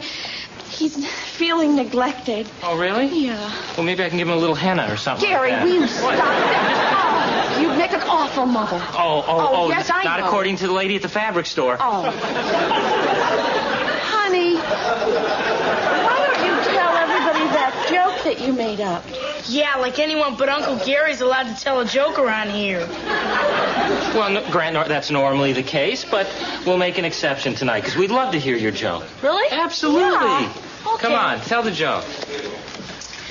You know, the other day I had to write a term paper for school, and I got to thinking, who writes an original term paper anyway? I mean, I just turned in the encyclopedia and said, just read the parts I highlighted. Oh, that's a good joke. That's a good joke. I'll bet you could be a professional comedian someday. Really? You really mean it? Absolutely. Yep. I mean, because I have other jokes, too.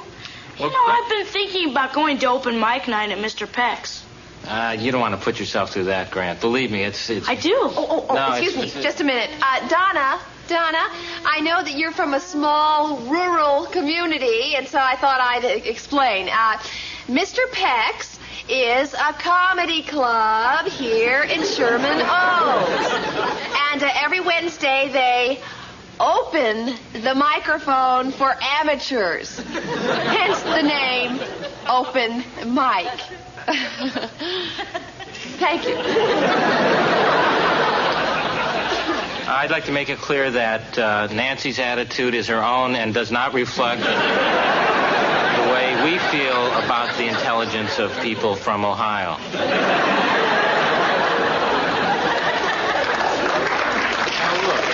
Garry, Grant's joke was very funny, but performing in a nightclub, I don't think that's very realistic. I don't want my son hanging out in a nightclub, Garry. Okay, fine. Just go back to talking about the baby and bothering him. Just go back. Just go. Wait a minute. What if I help him? All right, I'll take him down to the club. I'll be with him, and I'll talk to Mr. Peck, and it'll be fine. Okay? Okay. This will be great. All right. That's great. All right. Yeah, I'd go see Grant. Great. Me too. I might even take a date. You know, if I can find some sexy contest winner from Wilmington, Ohio. Well, hello.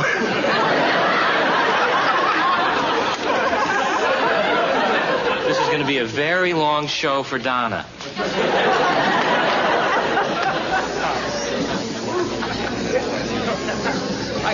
Oh, Donna, these are fried zucchini sticks. It's zucchini fried in a batter. Well, I think you'd like it. I think we both like it.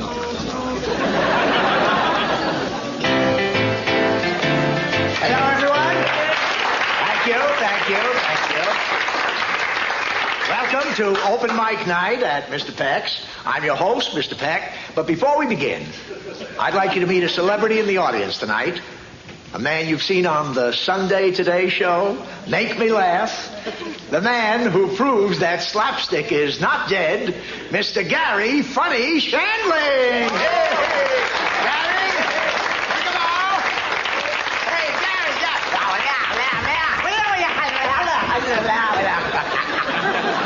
You got me down cold, Mr. Peck. Great impression. Well, on with the show. And now, a young man, first time on any stage, anywhere. Let's really welcome Grant Schumacher.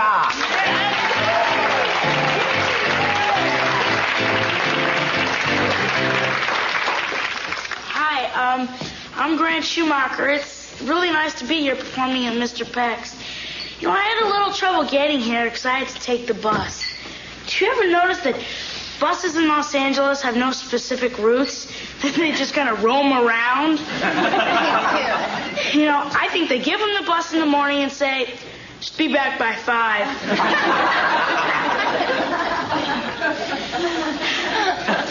You know, while I was on the bus, I was reading that Rambo 3 is coming out, which is going to be a real stretch for Sylvester Stallone.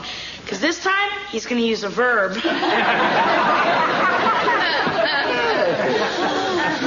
My all-time movie hero is James Bond, because he has a license to kill. I mean, how do you get a license to kill? Do you have to go to the DMV and take a test? Okay, James, parallel park in. Shoot that old lady over there.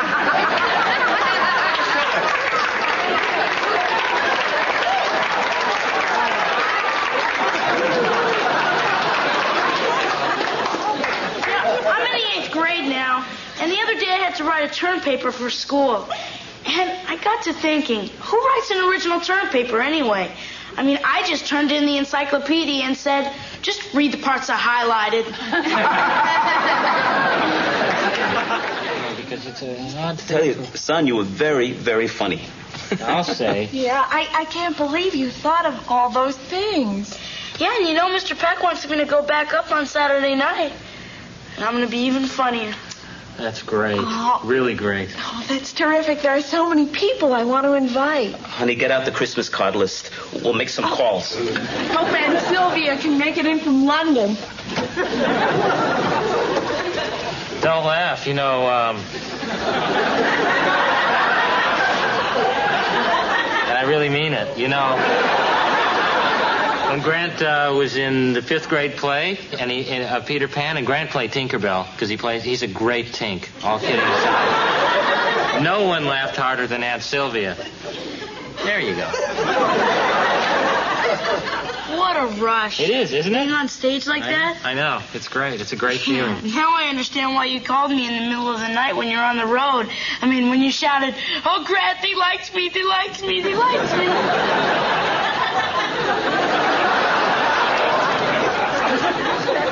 The important... Leonard, what are you doing? Oh, hi, guys. Well, it's past the witching hour. I'd best be going. Oh, by the way, Gare, great contest winner.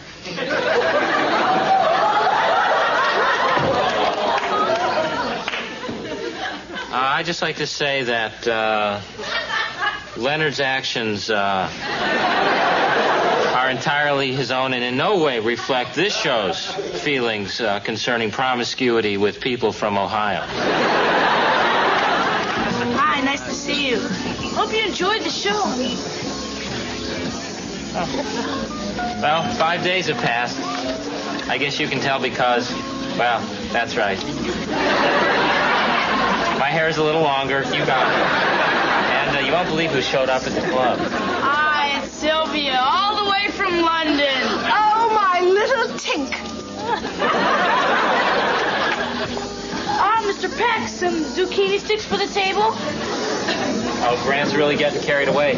You know, I was doing comedy for 10 years before I ordered zucchini for the table. Donna, thanks for coming. Say, where's Leonard? Gee, I don't know. He won't return my phone calls. Oh, Donna. Donna, sometimes when a man and a woman yield to temptation just a little too easily, well, afterwards the man perhaps loses. Shut up.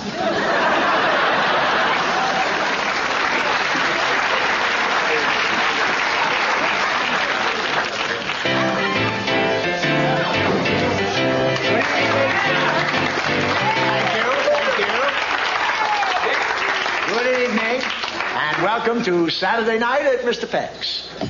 I know why you're all here. But before we bring out Grant Schumacher,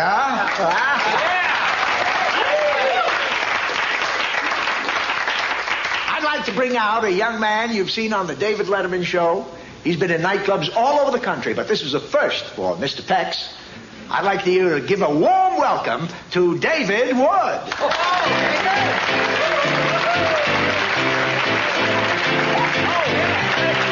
Thank you. It's good to be here at Mr. Peck's. We got a good-looking crowd here tonight. Looks like a lot of students. A lot of students in the crowd. Yeah. You know, I think when you're a student, I think everybody cheats a little bit, don't they? Like, whoever writes original term papers? Nobody. By the time I was a senior, I just handed in the encyclopedia. Just tell them to read the parts I highlighted.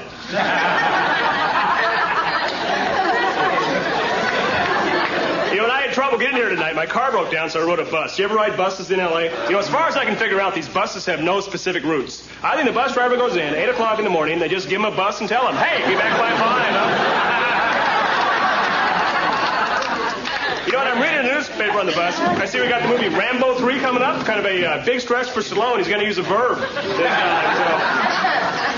My big favorite, there are James Bond movies. I love James Bond because he has a license to kill. How did he get a license to kill?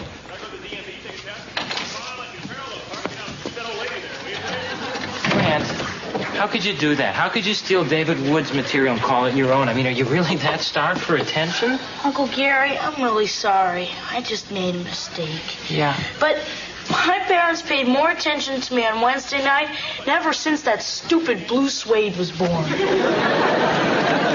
Yeah, Grant, I understand that, but... No, could we use the camera angle into the mirror? I think the scene will play more dramatic. Thank you. But, Grant, where are you going? I don't know. We're going to have to talk to your parents somehow and just get this thing behind you, all right? You know, I like that attention so much, I was even thinking of dropping out of school and everything. Yeah, but Grant, think of what your life would have been like if you dropped out of school and spent, the next 10 years of your life in some dingy comedy club? It wouldn't be a pretty picture, Grant. Think of what you'd be like 10 years from now. Now, come on, just think about it. It wouldn't be pretty. Close your eyes. Think about it. Think about it. Think about it. It wouldn't be pretty. Repeat after me. It wouldn't be pretty. It wouldn't be pretty.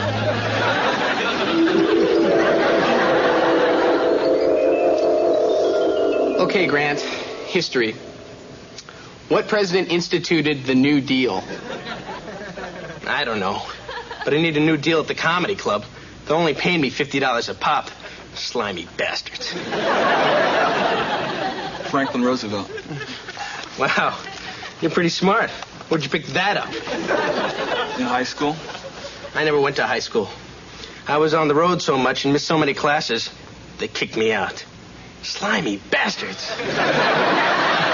Boy, you're a pretty bitter, ignorant guy. You know that? Hey, no one talks to me that way. I'm Grant Schumacher. People once flew in from London to see me perform. Get out of here, right now. Go on. Slimy bastards. I paint a pretty vivid picture, don't I? Yeah, maybe it's all for the better, Uncle Gary.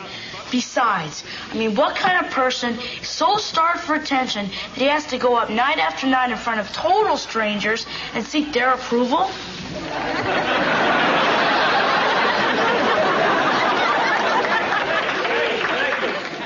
Funny notions from David Wood.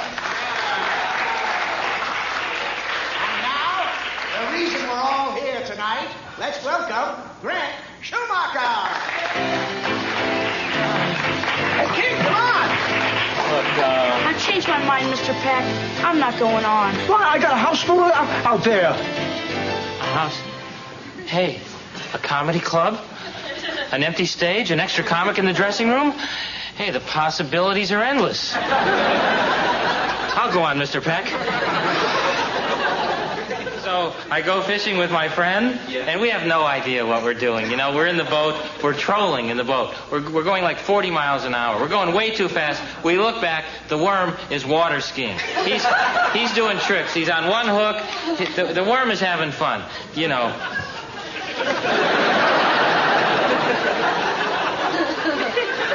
How about those buses in L.A.?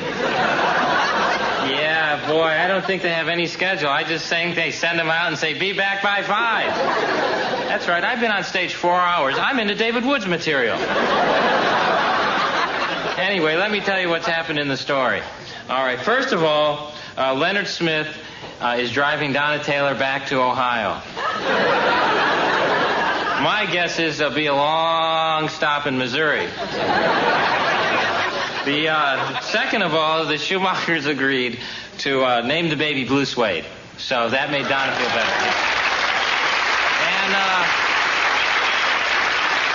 And of course, last and most importantly, you know, they really are getting along with Grant, and he's getting all the attention he wants. Good night. See you next week.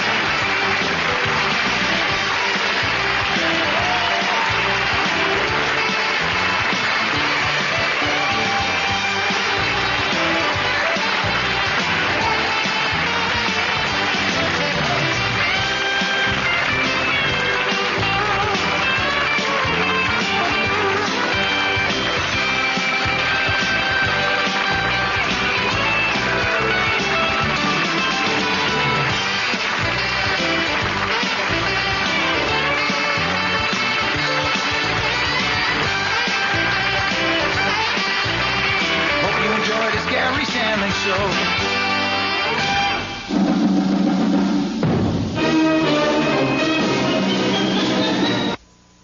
If you would like to attend a taping of It's Garry Shandling Show, send a self-addressed stamped envelope to Audiences Unlimited. Attention Steve, Building 153, 100 Universal City Plaza, Universal City, California, 91608.